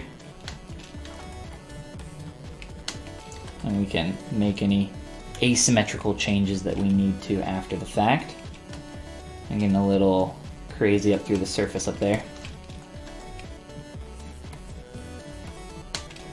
What was I saying? Yes, the longer you look at stuff, and this is why I recommend taking breaks like I've done on the mummy, the longer you continue looking at your work and working on something and bouncing back and forth, the more you get used to your sculpt, or used to your, whatever you're doing, if you're painting or drawing or anything, and you can start to miss some things. So I recommend taking a break, resting your eye, and working on some other stuff. I don't want to line up our image here. I prefer to just continue focusing in on what we can see. Let's get that plane change, starting to head a little bit more in the right direction. And I can just tell by looking at this that we got some surface issues, so if I turn off poly paint, you can kind of see that a little bit easier maybe. So let me start to fix some of that. Angle change there. Get some of that in there.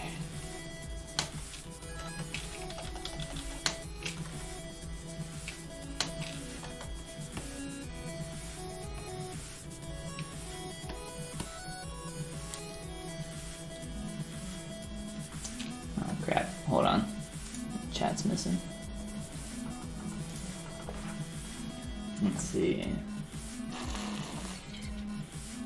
Manat is the mummy girl character. Let's see. Oh, you thought I was sculpting a different character from Street Fighter. No, it is probably Manat is similar though.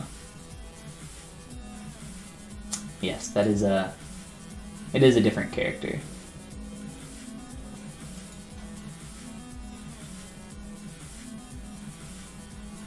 Do you go through the retopo phase when you finish sculpts? Depends what it's for. Most of my work is for production, so a lot of the time, no, there's no need to. Just to make sure that it's RP ready, or not too much mill stuff anymore. A lot of it's just to make sure that nice and clean and watertight, ready to go.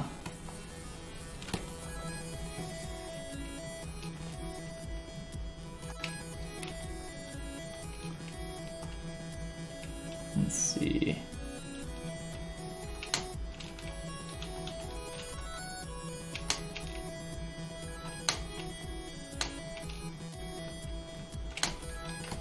I've rounded out his head a little bit more up towards the top as we curve back. I'm fine with giving him more of a traditional head shape up here, instead of just going for a straight into a blocky head.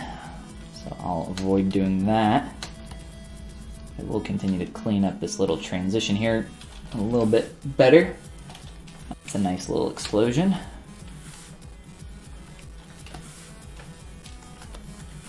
Wonder if that's on the other side.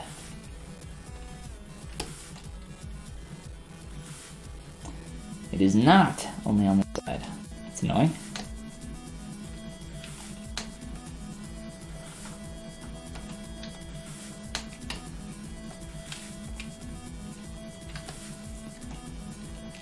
Being a little laggy.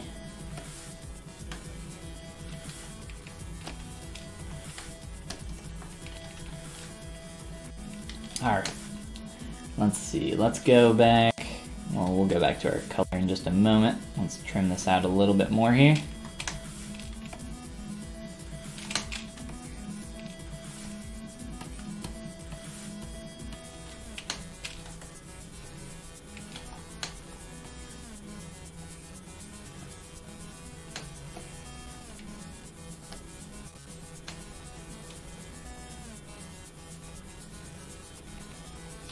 Getting a little extra hit in our surface.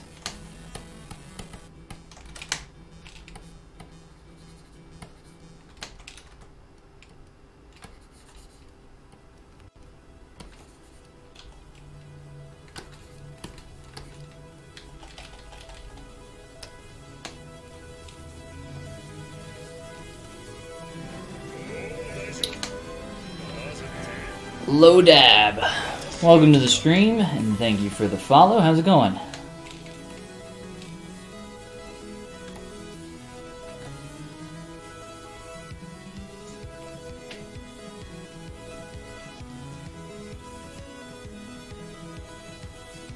Hennel, going to sleep. No worries, man.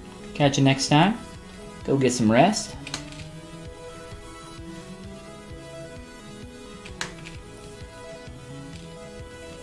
Alright, so that transition is definitely feeling a lot cleaner to me now. Ugh. Let's make sure our brow and everything else is still lined up there.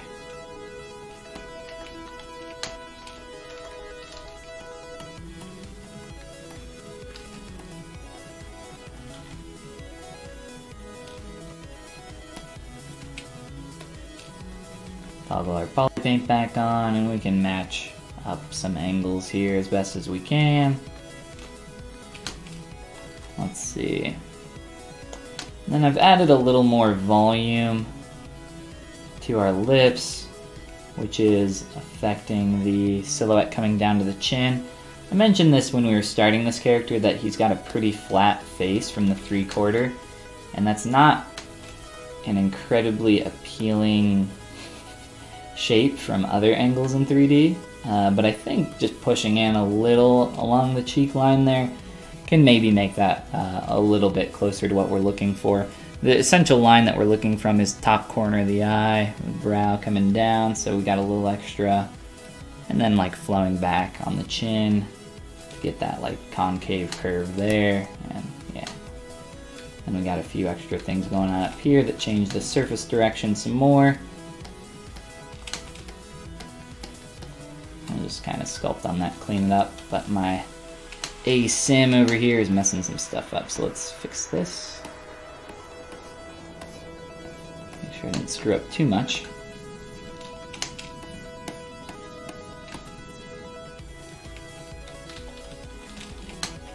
And I don't think we won't, whoa, what's going on over here? Obviously we're not taking this to a incredibly finished level. We're not even going to go, oh god, words. Not even going to go, oh, that's fun, to as finished as what we did for our last few style studies. Hence why we're keeping our hair off shape and everything else. Let's fix this material bug out real quick here.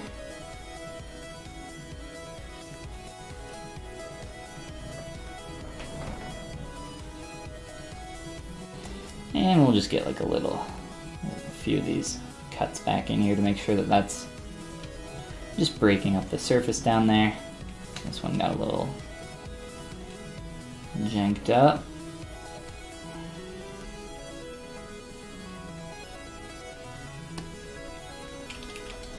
Material, ZBrush, paint, fill object. And it's probably my move brush or my smooth brush that's messing crap up. One of the two typically. Really, I don't know why RGB is on by default for the move brush. It's kind of dumb. Lodab says, all good, found the stream through the Pixlogic channel. Awesome, man. Yeah, I'm gonna be streaming on there tonight at 6 p.m. EST.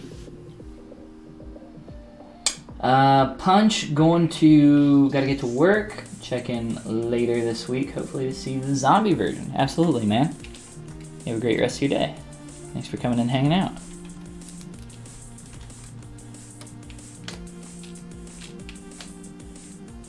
We'll probably be switching off to our mummy here in a little bit, after we do a little bit more stuff to our face. Like I said, I want to save some stuff for the Pixo stream tonight.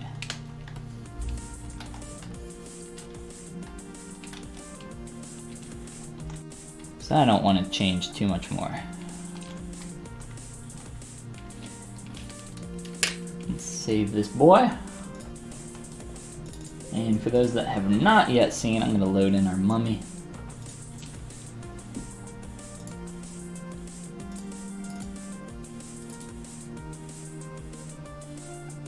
3 a.m. for you. Yeah, that doesn't sound very fun. Whoops. Some materials I need to load in here real quick. I believe that this is...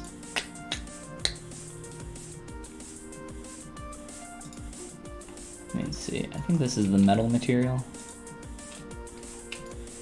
Either way, let's just load in metal and gem or jelly bean.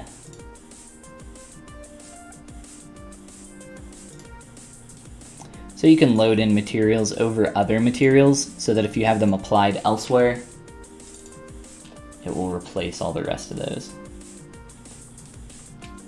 And I'm using a variation of the jelly bean material. But yes, this is our mummy thus far if you've been following along with the process. So we've taken a little break from our mummy just yesterday, and for the last almost 2 hours now today, just doing a quick little style study and bust of Jon Snow over here. But I believe I just saved him. I'm gonna make sure, just to be positive.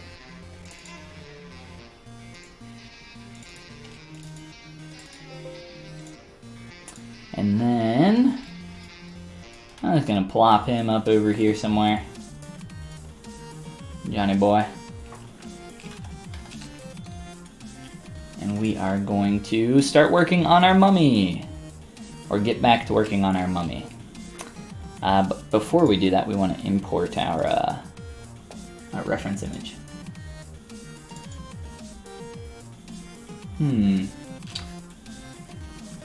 I thought, oh no, yawns. I thought I had a thing, I thought I had a spotlight. I guess not. That's okay.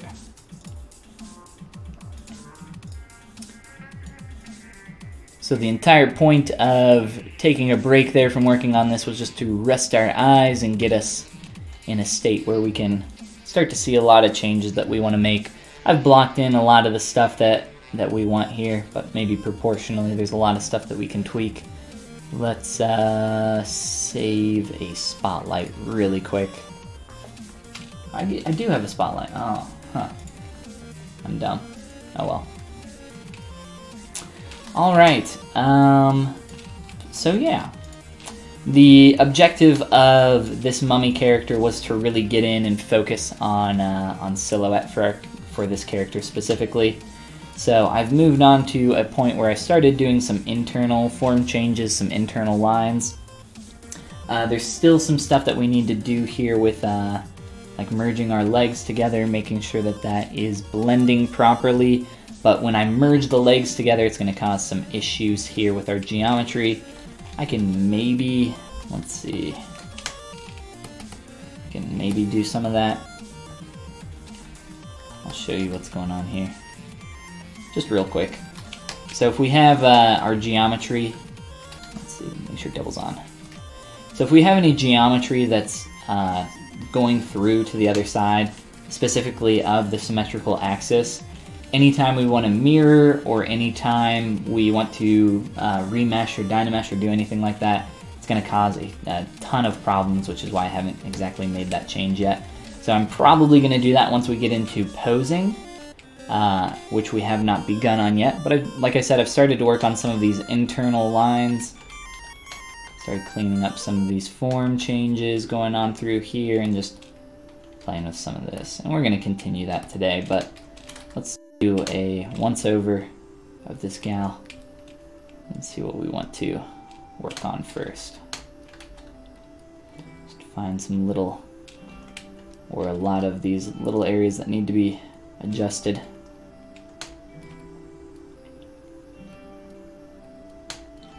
And if you're interested in seeing this character from the start up to this point, or any of the other characters that you've seen sculpted on here, like Jon Snow or anything else on my ArtStation or anywhere, really, all that stuff gets uploaded to my YouTube channel. So if you're coming in here a bit late, or if there's something that you've seen in the past that you want to check out, all that's over there.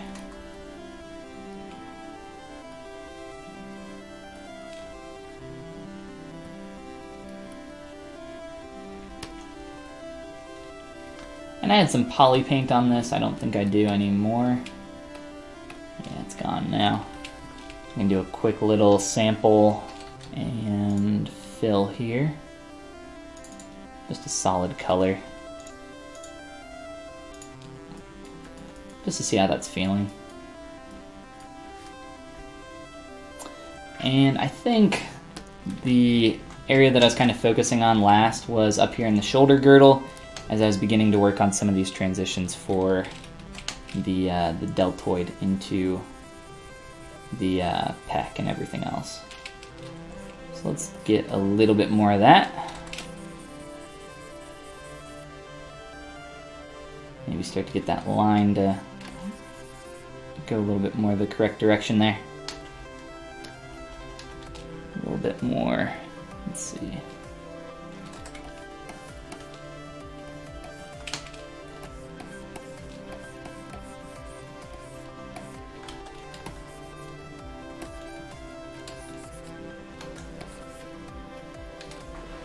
I'm gonna go open my door.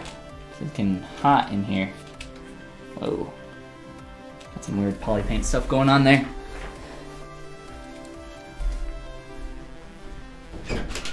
Oh. Air. It's getting up to 60 today,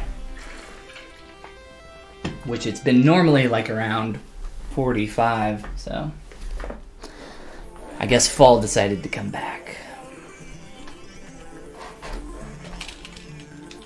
Alright, what happened here with our little poly paint issue? That was very strange. So in the 2D concept there, she's got some really weird stuff going on with her clavicle. They're pulling down really far. I wouldn't normally do that with the character, but if we want to try to represent that, which I was kind of experimenting with that a little bit, we can pull that down a little bit further, try to get that closer to what we're seeing over here. It's pretty strange.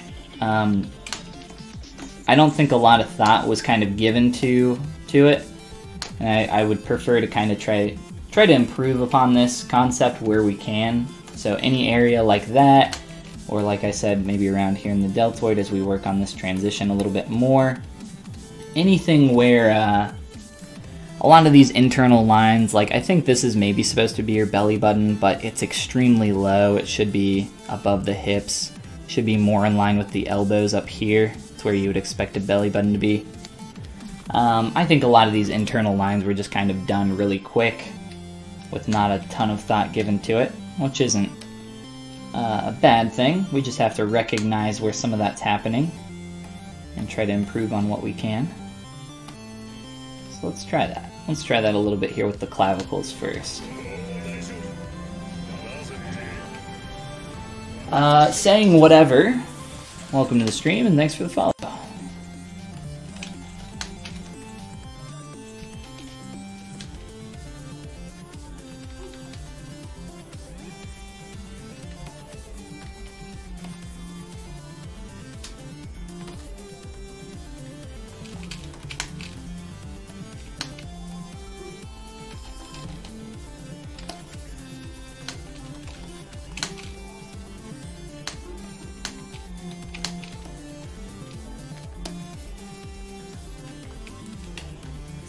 Alright, so with clavicles you would expect them to be, that angle to be a lot less sharp than what I'm seeing here.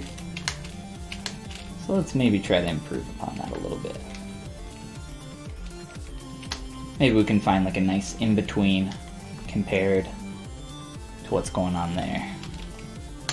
And then I've just dug in a little bit along the center line of the chest, just so before we were getting really flat through here. Which isn't a bad thing, but I wanted to get a little bit more volume.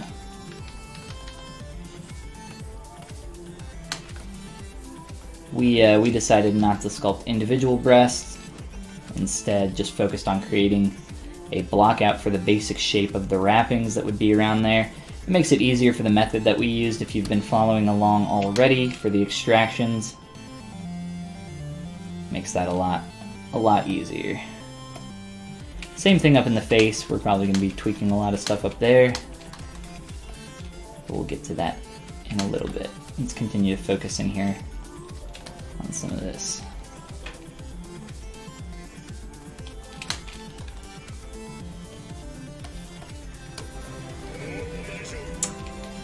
Cam Drain, thank you for the follow and welcome to the stream. Do you use an Intuos or a Cintiq? I got my big old Cintiq tablet right here. Yeah, Cintiq. Probably watch all your videos, but never a stream. How's it going? Going great, dude. Welcome. Glad to have you finally come to a live stream.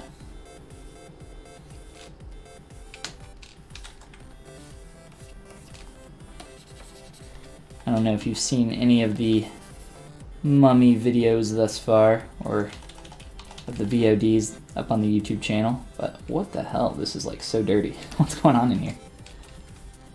We've been working on a little bit of a mummy character. We took a break from that to do a quick little Johnny boy, Jon Snow, but other than that, just continuing to work on our mummy and figure out why our surface is so messy in here.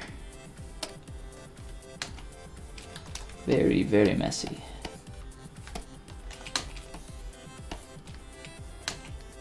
Maybe it was the poly paint.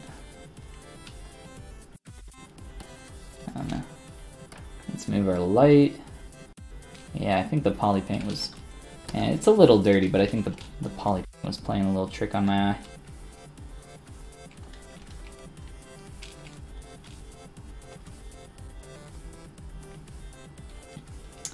Let's see here.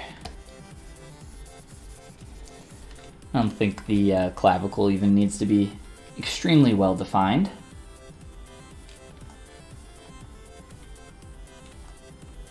Zoom back out.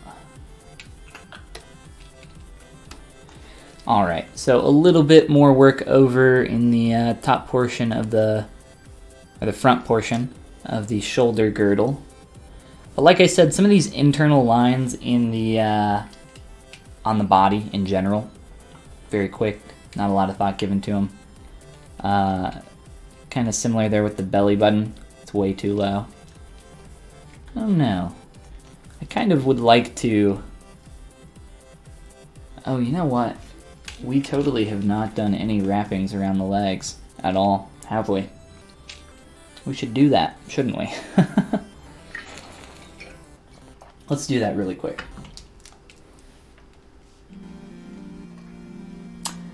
You have seen some of the mummy stuff. Well, awesome.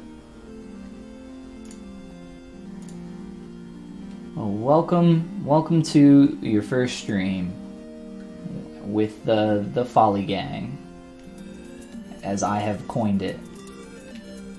I have not coined it the Folly Gang. I don't remember who came up with Folly Gang, but it hurt my soul. It hurt my soul a lot. Let's see here. Let's start cutting this stuff up. Whoops. Nike, what's going on, dude? Welcome to the stream. Thanks for the follow. Alright, we're gonna do some wraps.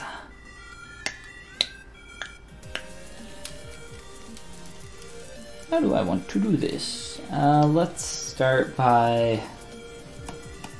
This is going to be a little bit different than some of the other stuff, because there's so many wrappings.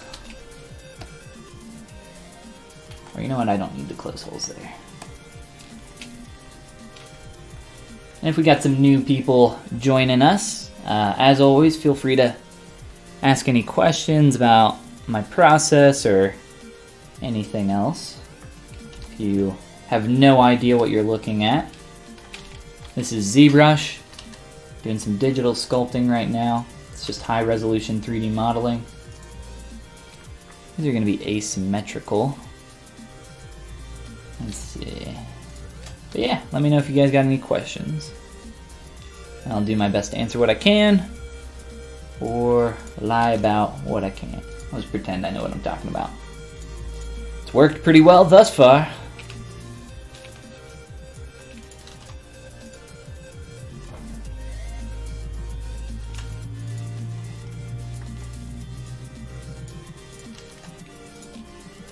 Split all the things. So I'm just using a slice curve brush to rough these shapes in real quick here.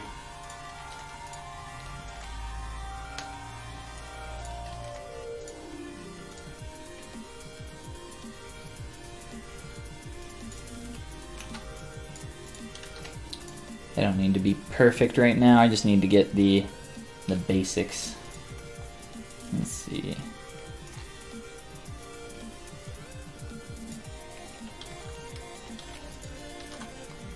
And then essentially, once we get all these shapes, what we're going to do is use them to turn them into wraps like we've done up here for all this stuff.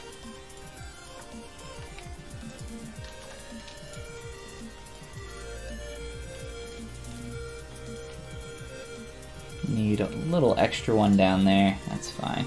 Let's do this stuff first and then we'll get to the other ones. This will keep us busy for a while, I think. James, what's going on? Welcome to the stream, dude.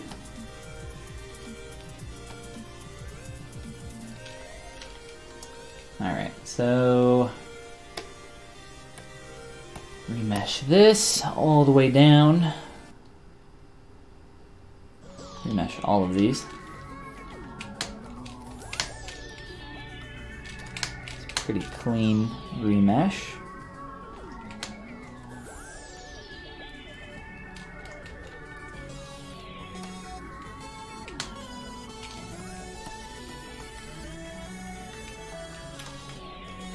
Alright, and then this one, same exact process. Z-remesh, target poly count as low as we can go, which is 0.1.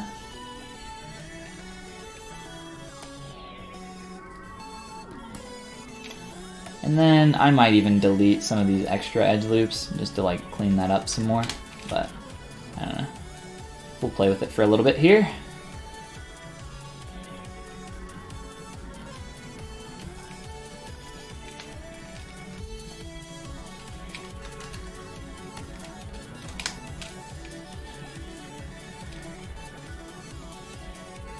I'm going to try something here. I don't know if this works with stuff that's already connected or not. I can't remember.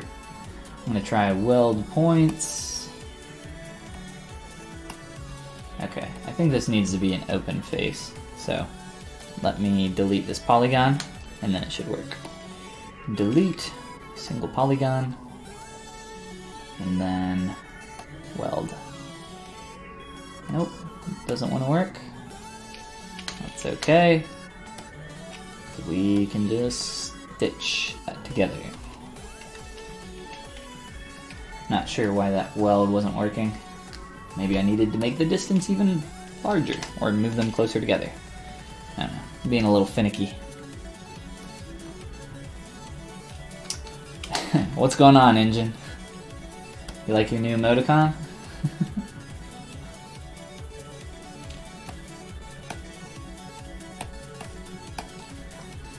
You know, we'll try it out, just experiment with it a little bit.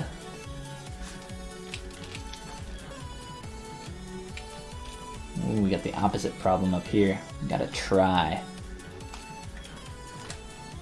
Dirty little triangle.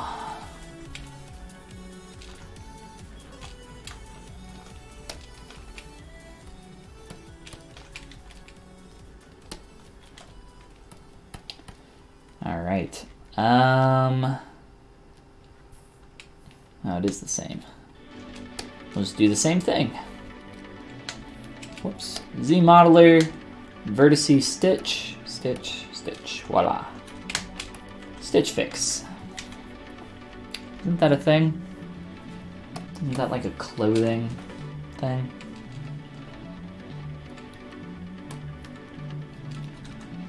Alright, so after we cut these up, the only thing left to do is add some thickness and then just start adjusting them with our move brush.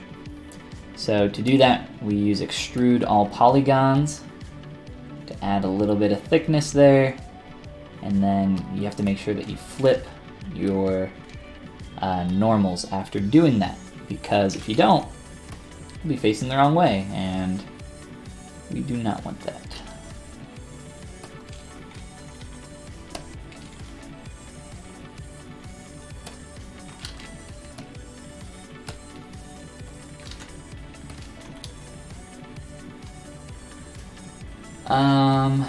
Let's see. So you took a look at ZBrush and your friend said that you should start with learning something easier since you've never done anything in 3D. Just hopping around streams looking at cool work now. I'm probably gonna look at Blender. Blender is free, so you know, it's probably a good place to start if you have no experience in 3D whatsoever. ZBrush is easy to mess around with, hard to master. I don't know. I remember when I was starting out, I thought everything was difficult.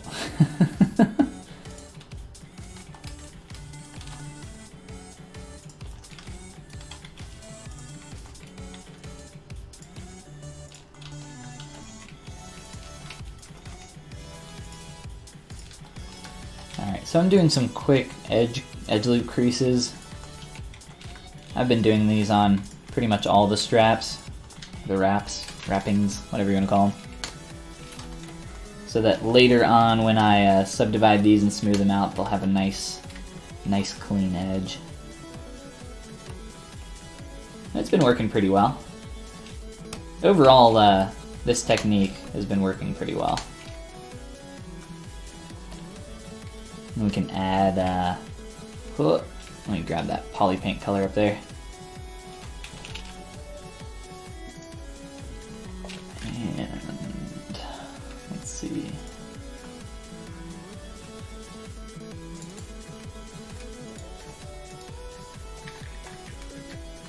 Let's fill that in real quick.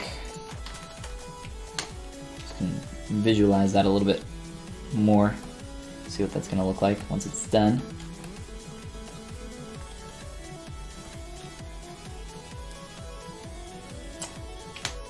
Let's see.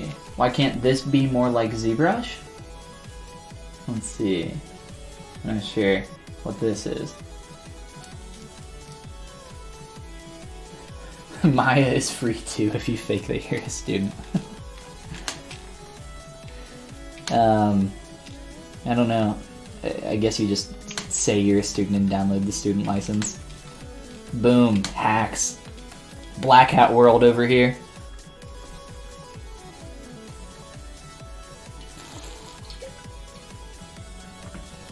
Yeah, I've never done any, I've never played with the Blender sculpting tools, so I can't really speak for them myself.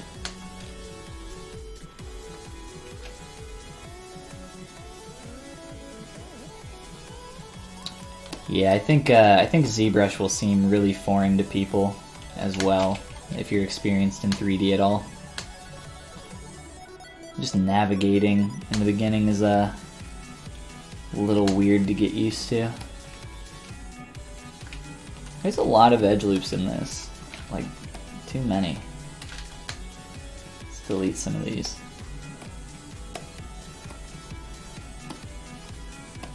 Just needlessly complicating this edge, making our surface too complicated. Whoops. We'll make it a little bit more small, so I have to just inflate that back out. But this edge will be easier to clean up now. Keep smooth.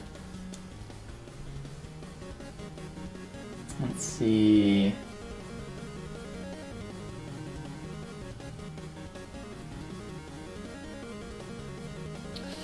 Downloaded too many programs. Well, there's a lot of different stuff that you can kind of focus in on 3D, and that's probably a good idea in the beginning, you know?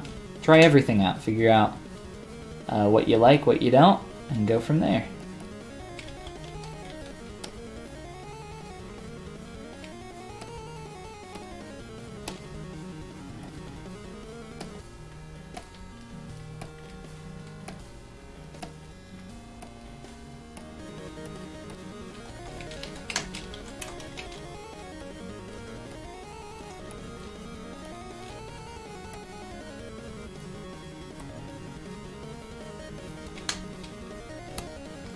These edges turned out so much more clean than some of our other ones. I think just because this is a cylinder down here. In general, anything that's more simple tends to Z-remesh a lot easier. Be a lot more clean. And then after that we can just go through and soften up these forms.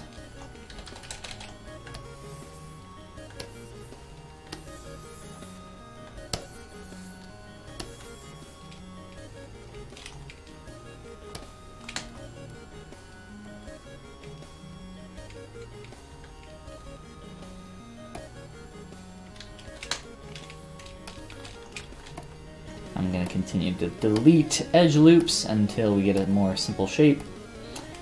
And the reason we're doing this, if my explanation wasn't clear enough, just because there's too many edge loops, it makes it a lot easier for you to get a lot of warble in this, and it ends up looking really bad. So the more simple I keep that edge, the easier it is to move fewer points. Just clean that up.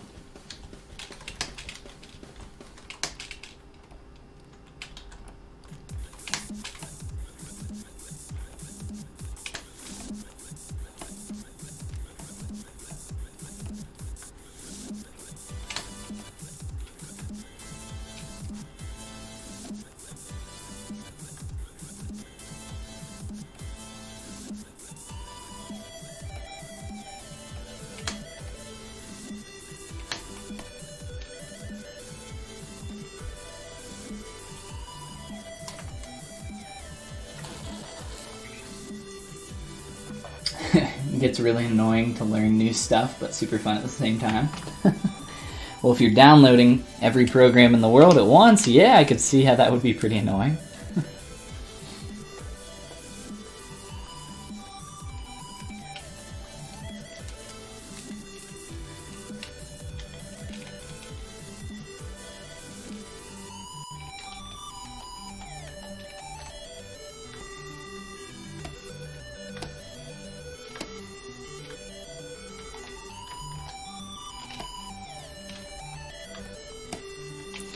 quick little smooth pass, and then we'll do this last one here, and move on to some more. As we get down into the feet, these shapes are going to get a little bit more complex and harder to work with. That's why I did these ones first, so we could show off the technique quickly and have it go a lot more smooth before we do some of the harder stuff.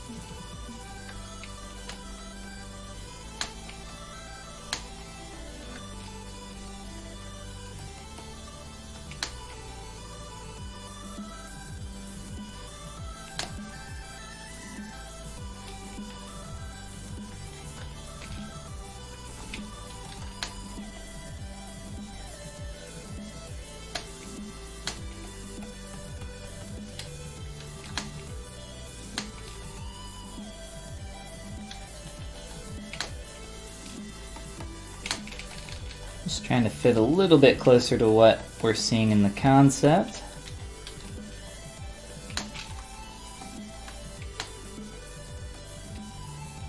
Start affecting the just major silhouette here, this internal silhouette line.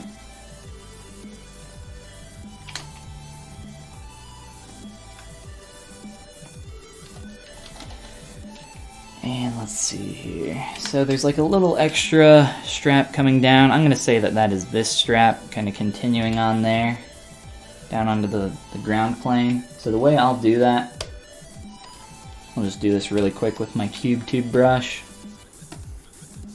Make sure that that's set up, and then we'll pull down and mess with that shape a little bit later. Whoa. Alright, let's try that again. Alright, that's more what I was looking for.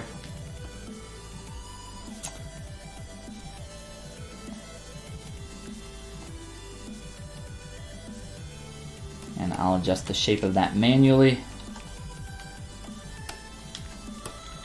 But let's get something in there. We'll use that as a placeholder for now so we don't forget about it.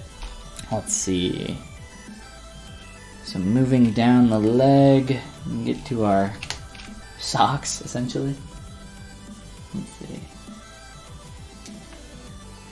Gliffy, welcome back, man.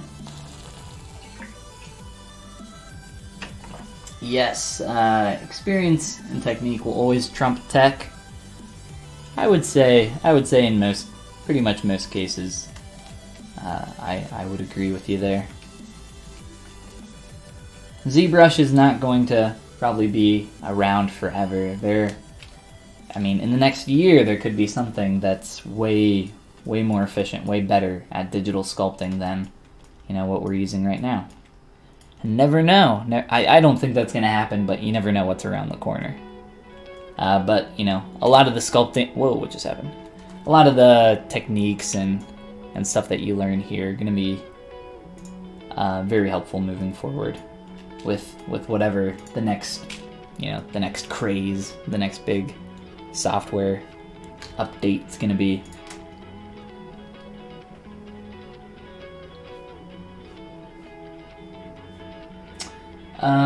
James, this is sick, by the way. Who's the character? Looks like a Skullgirls character. Kinda does, doesn't it? I think there's like a character that like pops off her head or something in Skullgirls. I've never played it, but maybe that's a different character. I don't know. This is just a concept by Just Shep on Twitter. Her Twitter handle is _just_Shep_. Check out her work. She's got some cool stuff.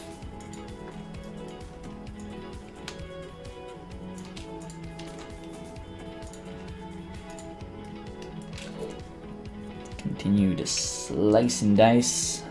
Let's see. Probably simplify some of this.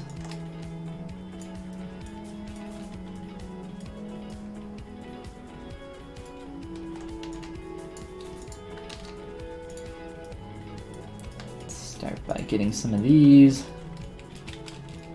Kind of boring, but it's got to be done. Let's make sure it's turned off.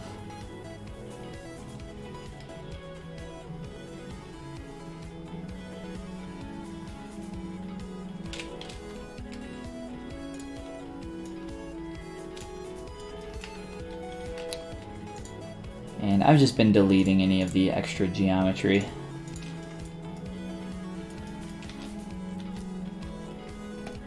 I really wish there was like a delete other edge loop function. It would only work when you have an even count, I guess, but maybe there's something you could do to fix that. It's just annoying when I want to make quick little reductions in poly count like that. But it's in a pretty, it's a pretty specific interaction, so I mean, it makes sense that there wouldn't be an exact function for it.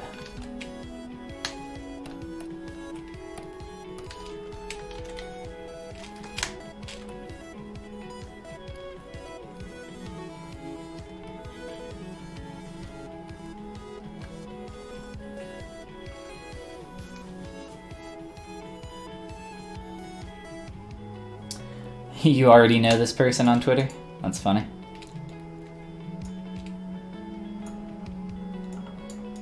Yeah, she's pretty popular concept artist.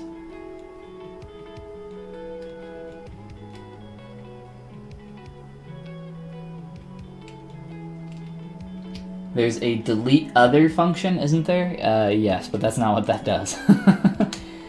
Delete other deletes all your other subtools except for what you have selected. We don't want that one. that would be very bad.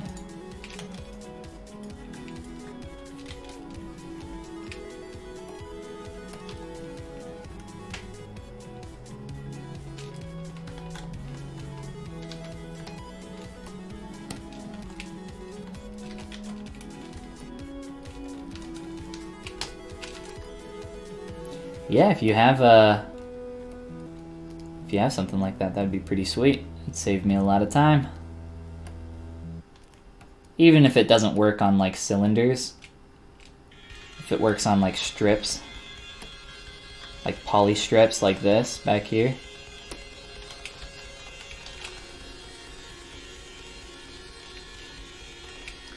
There might be something in the edge loop functions down here for deleting loops. It might not be incredibly accurate, but I know that, let's see.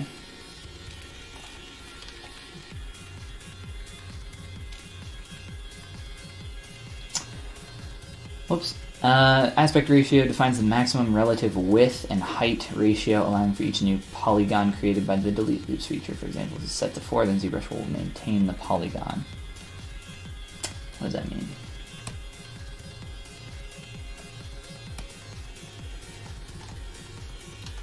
Let's see. It's not too bad. Let's see. So I don't exactly understand what the aspect ratio does. I've messed with that before, but if there's something that could delete like every other, or if maybe you can set up that to delete every other, that would be pretty sweet. Yes, the delete loops function. There might be some settings. I'll have to tweak with it and see if I can figure out some exact settings for, like for this, for instance, I don't want it to delete the edge loops going horizontally. I just want it to delete the vertical edge loops. So maybe, I don't want to experiment with this too much right now, so I think it'll take too much time. Let's see, what's the angle do? Angle tolerance. Low values will remove minimum of loops to keep the curvature very close to the original, while higher values would be more destructive. So let's set that really low. Okay.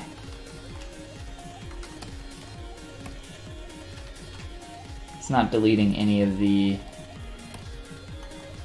horizontal loops though.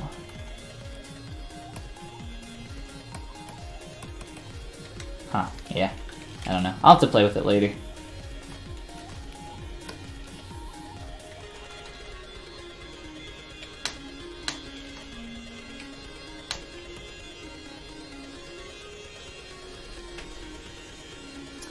You have to rotate it to get it to remove the right edges, from what I can tell. That's fun. You could do a temporary, like, 45-degree rotation, and then do it, and then just rotate it back. That's pretty funny, though. We will have to play with that more. That's great. There's some weird stuff like that in the deformation palette as well.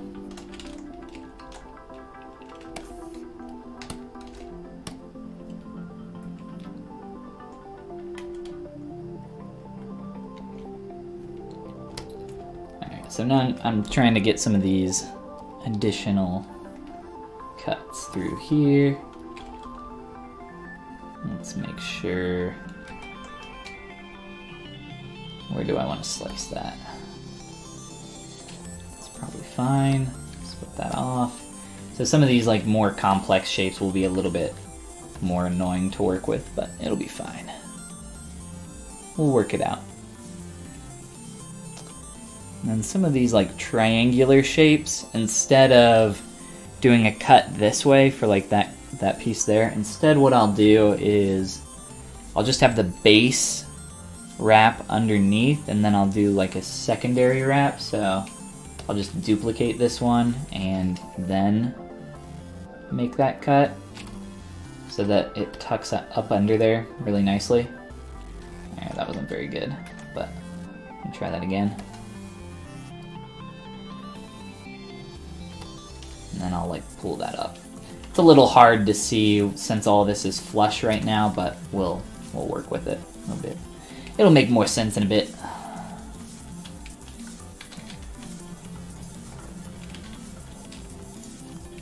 Alright.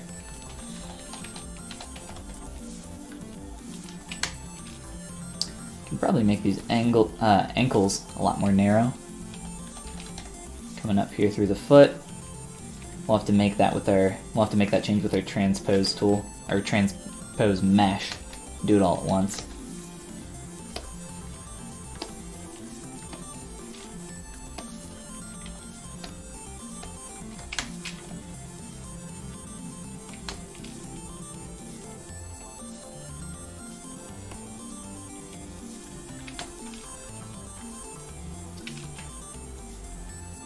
Mud, what's going on?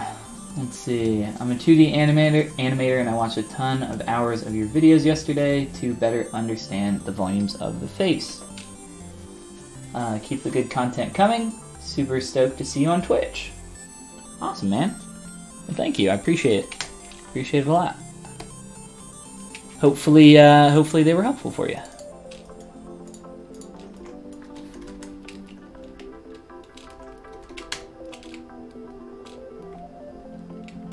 And yes, Pro, definitely.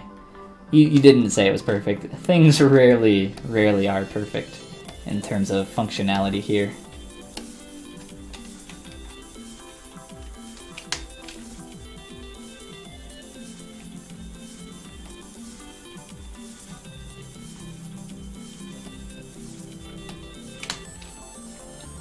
Ugh.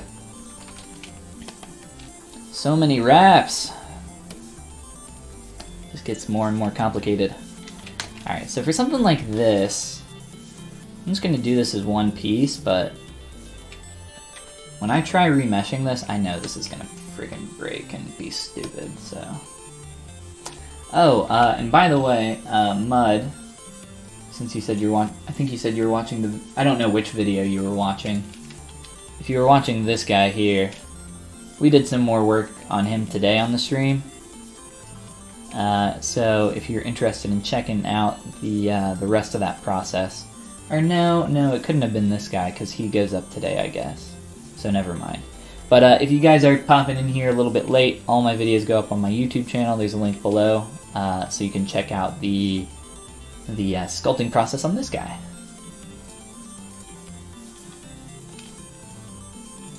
Turn perspective back off and and jump back in on our feet.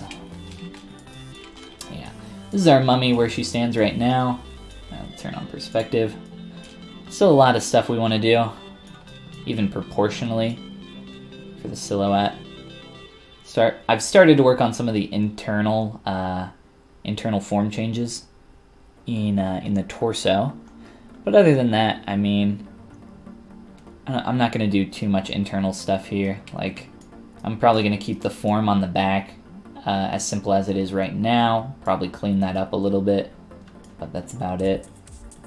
Probably redo some stuff on the stomach, because this belly button is way too low. We'll move that up, and we'll try to improve upon this wherever we can.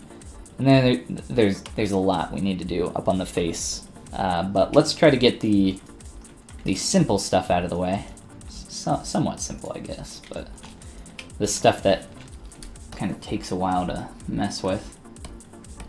So let's Z-remesh and see what we get. I have a feeling this one's going to be a mess. If it is, there's a few different things we can do. You know what? I will take that. It's pretty messy, but at least our edges all have quad. There's no weird tries on the edges, on the open edges. Ooh, nope, we're good. Thought we had one down here. It was just a little close. So that is good enough. Just add in our thickness. Start getting some creased edges and go from there. Awesome. That was easier than I thought it was going to be.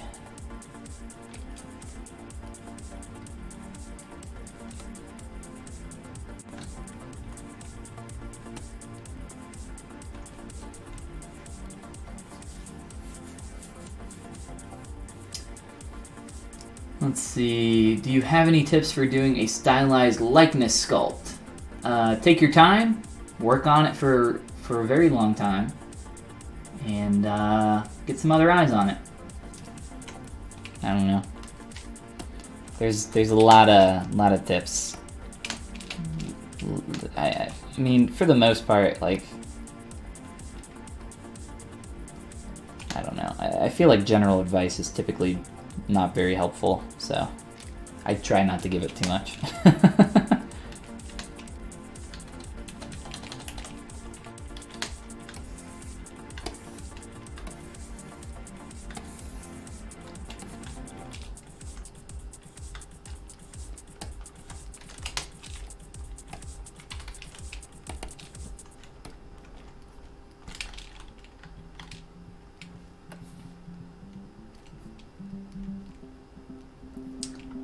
So we got two meshes here, so let's do this first one. This one will be really easy, although there is some specific forms in the foot that might be a little weird here. Mild heart attack, your external hard drive didn't show up after you cleaned the computer? Oh gosh, that's no fun. Your external hard drive though, that's a little weird. If it was your internal drive, then I would probably have like a mini heart attack.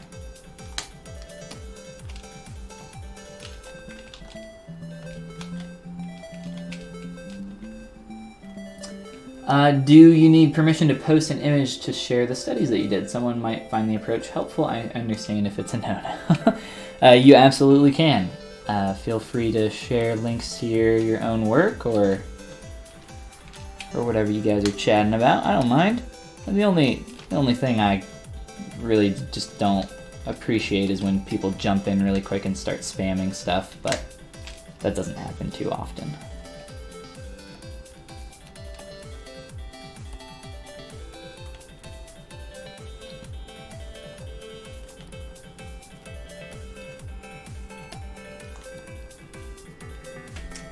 And your drive is working again, yay!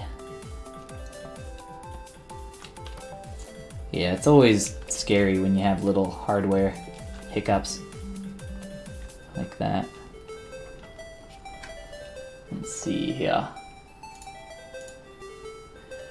You have most of your stuff on your external drive. The most important files are on the internal. I have a bunch of drives. Let's see. What I found the most helpful is the base volumes. Let's see, let's grab this image. Let's see what we got.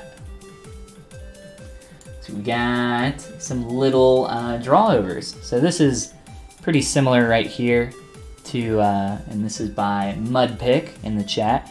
This is pretty similar to what I do when I start sculpting, planing out the face.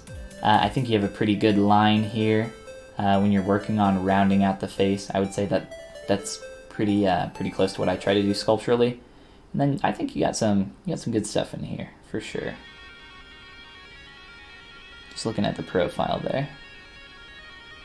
But yeah, little topological drawovers, those are fun. I like it, I dig it, dude. But yeah, doing little studies like that can be very helpful.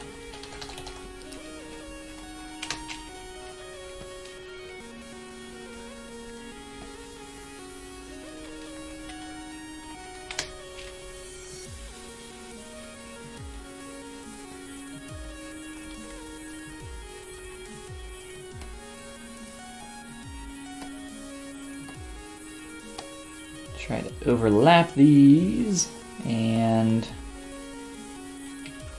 apply this color. And then we have this little extra wrap that's going to go over top here and interact with these a little bit nicer. Just to kind of get a little bit more interaction here. This little slice here. So I'll be moving that edge up. Let's remesh this.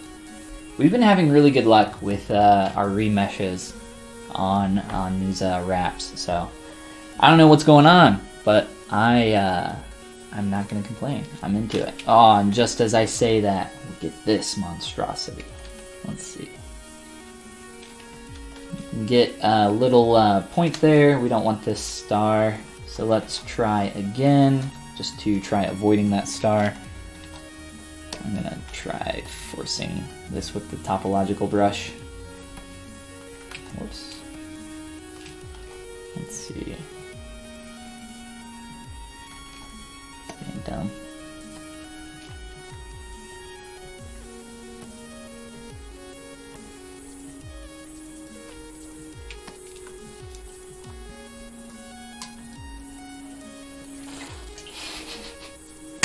Your computer sounded like an airplane before you cleaned it. That's awesome. Ugh. These stupid edges. Let's maybe manually clean that up if it's just that one. No, there are two.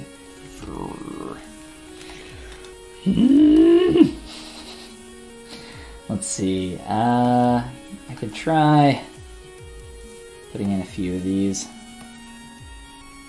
Wait, what? What is that? Wait, I am stupid.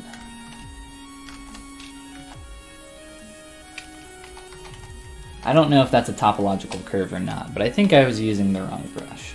I was trying to use my ZRemesher guide. It looked like the the topological brush actually affected my ZRemesh though. So I wonder if this brush doesn't actually matter, if it just has to do with the curve. If that's the case, that's pretty funny.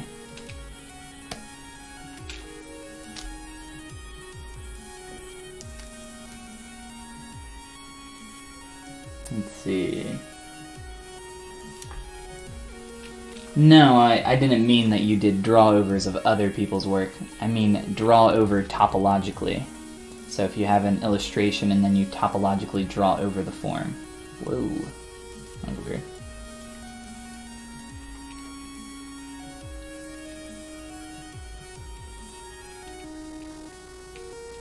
Charu! What's up? What's up, guy? Look at this junk. You still feel like things are floaty? I'm not sure what you mean by floaty. Let's see, this star here is probably okay. We have a spiral going on in our geometry. That's what I just deleted there. So it's kind of closed off this quad in an awkward way for us. This is just not working out. Here, let me do a few things. Line up some edges. Do some quick slicing.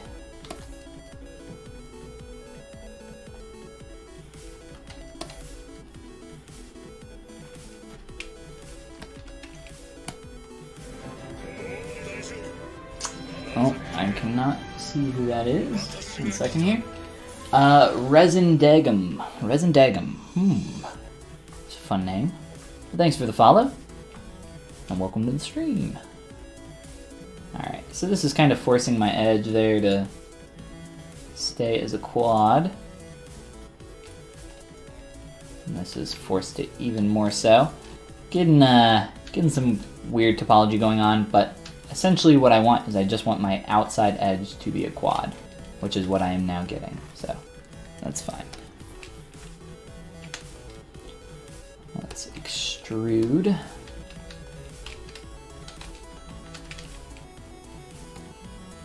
Also, I don't need to spend like a ton of time on one wrap for the entire foot, right? It's down on the foot. It's not like people are going to look at the character very long to begin with, and they're definitely not going to look at the feet very long. But depending on, you know, what you're sculpting for, you might want to put a little bit more time into something like this.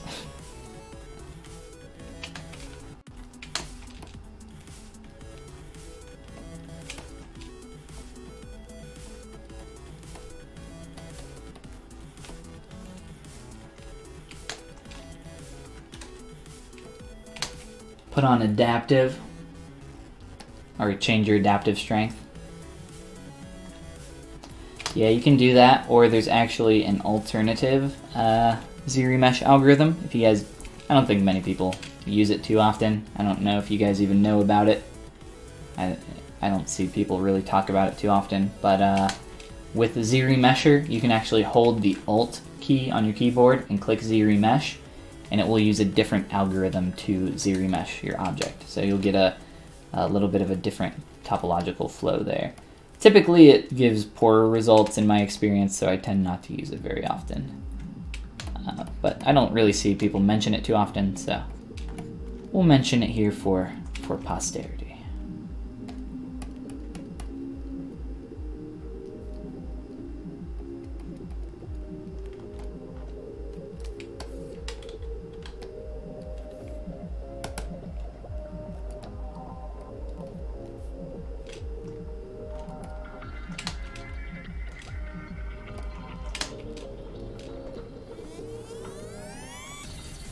And we'll get more of these interacting together, which will be good. We'll go from there. Yes, I have never, well, I shouldn't say I've never had the Alt ZBrush give me something that I liked, but I think it's pretty close to the old remeshing algorithm that they used to have. It might actually be that old remeshing algorithm. I'm not completely positive on that. But yes, I tend to stay away from that.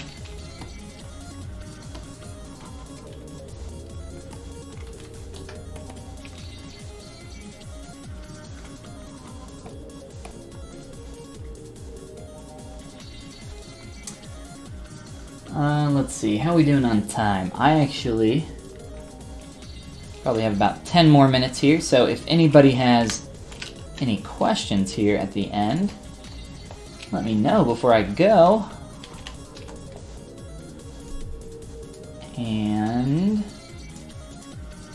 I will very quickly, while I continue working on my straps, whoops, where's my browser? There it is. I'll just shout out my Gumroad really quick here at the end. You guys, I'm sure have heard me shout this out before if you've been here before, but I'd appreciate it if you checked it out. There's a link below. Got some absolute beginners courses and some more intermediate and advanced stuff, as well as I have the main reason I want to shout this out right now is because I've just republished my mentorships, which are open now again, so definitely check that out if that sounds like something that you're interested in. And yeah, we'll continue finishing up on our wrappings here. But let me know if you guys got any cues before we go. And I'll just kind of continue cleaning all this junk up. There's a lot of junk.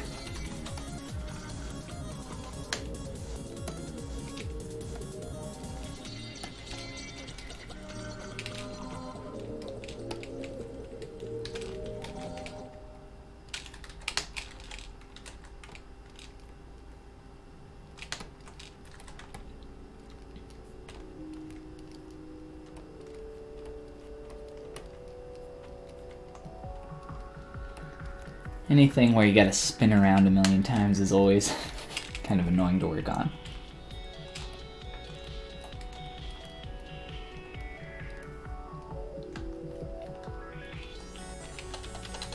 And way too many subdivs.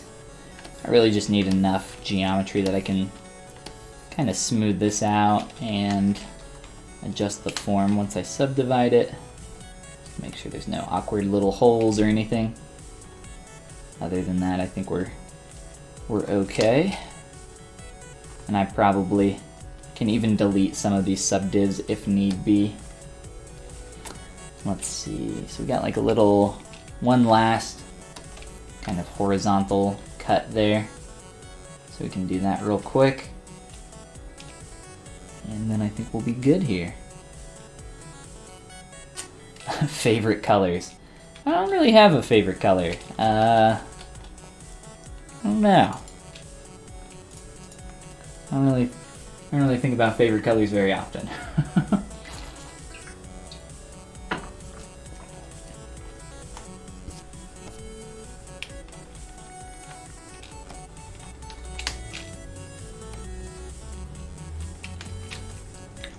Alright, how shall we do this one?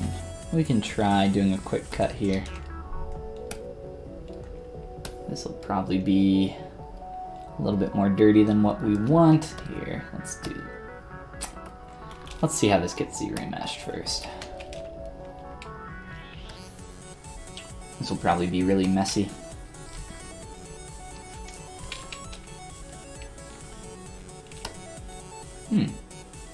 Alright. And the reason I'm not doing, so I'm just doing like this little triangular piece because it's all that's visible. Obviously the strap would be like continuing up into here, but we don't need to make anything. I'm not going to waste time making stuff that's tucked up under and never seen. It's kind of useless. Well, it is exactly that. But hey, we're getting some nice quads. Things are looking good for these last few pieces. Yay.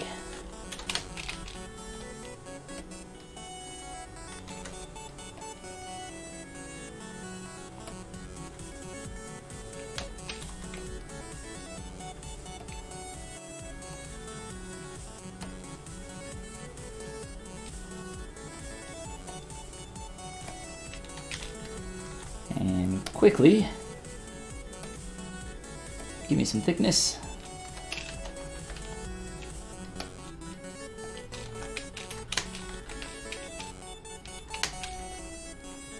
And that is how you create straps or wrappings for a mummy. It's really not that hard, it just kind of a little bit of a time sink, depending on how complicated the shape is or how many of these you have. Another technique that's really common is just using a curve brush. I think for more complicated forms, or I think in general this technique's a lot faster. It just kind of depends. Let's see. Let's make this a little bit more thick here.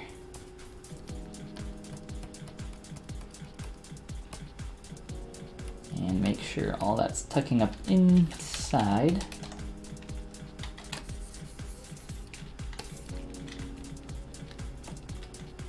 And just a few subdivs at the end.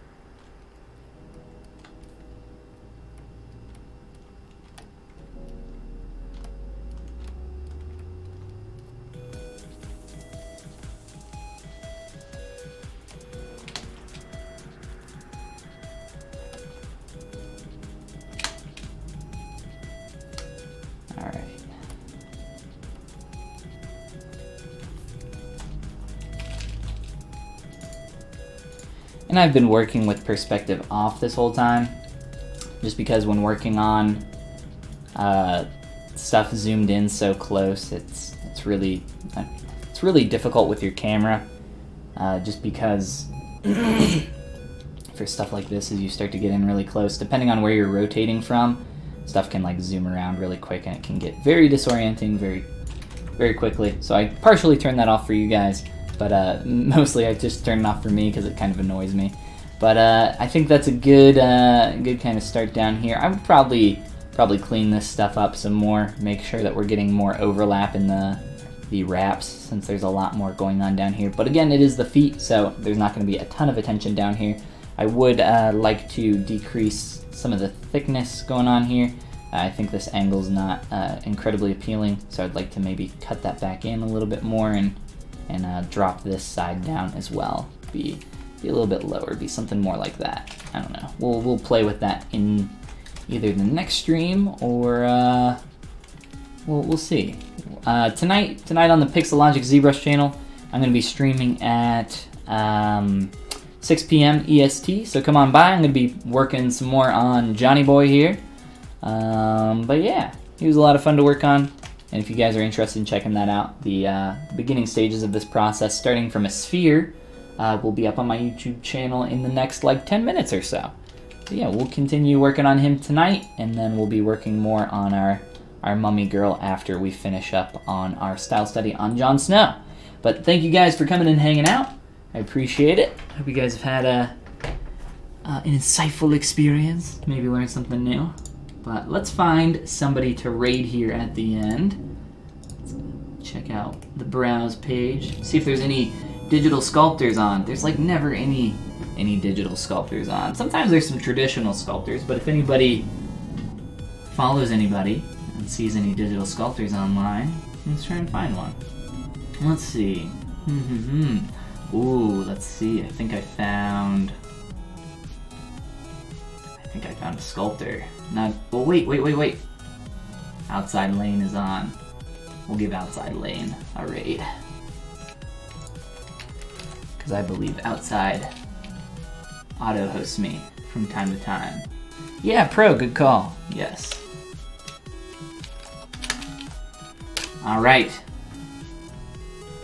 Let's see. Oh, now you can raid whenever you want instead of waiting the 30 seconds. So that's nice. I literally, I think last stream complained about that feature. I said, why do you have to do this? This is so dumb. But yeah, as soon as I click this button, I will be gone from your vision. So I will see you guys next time. Have a great rest of your day. Bye, guys.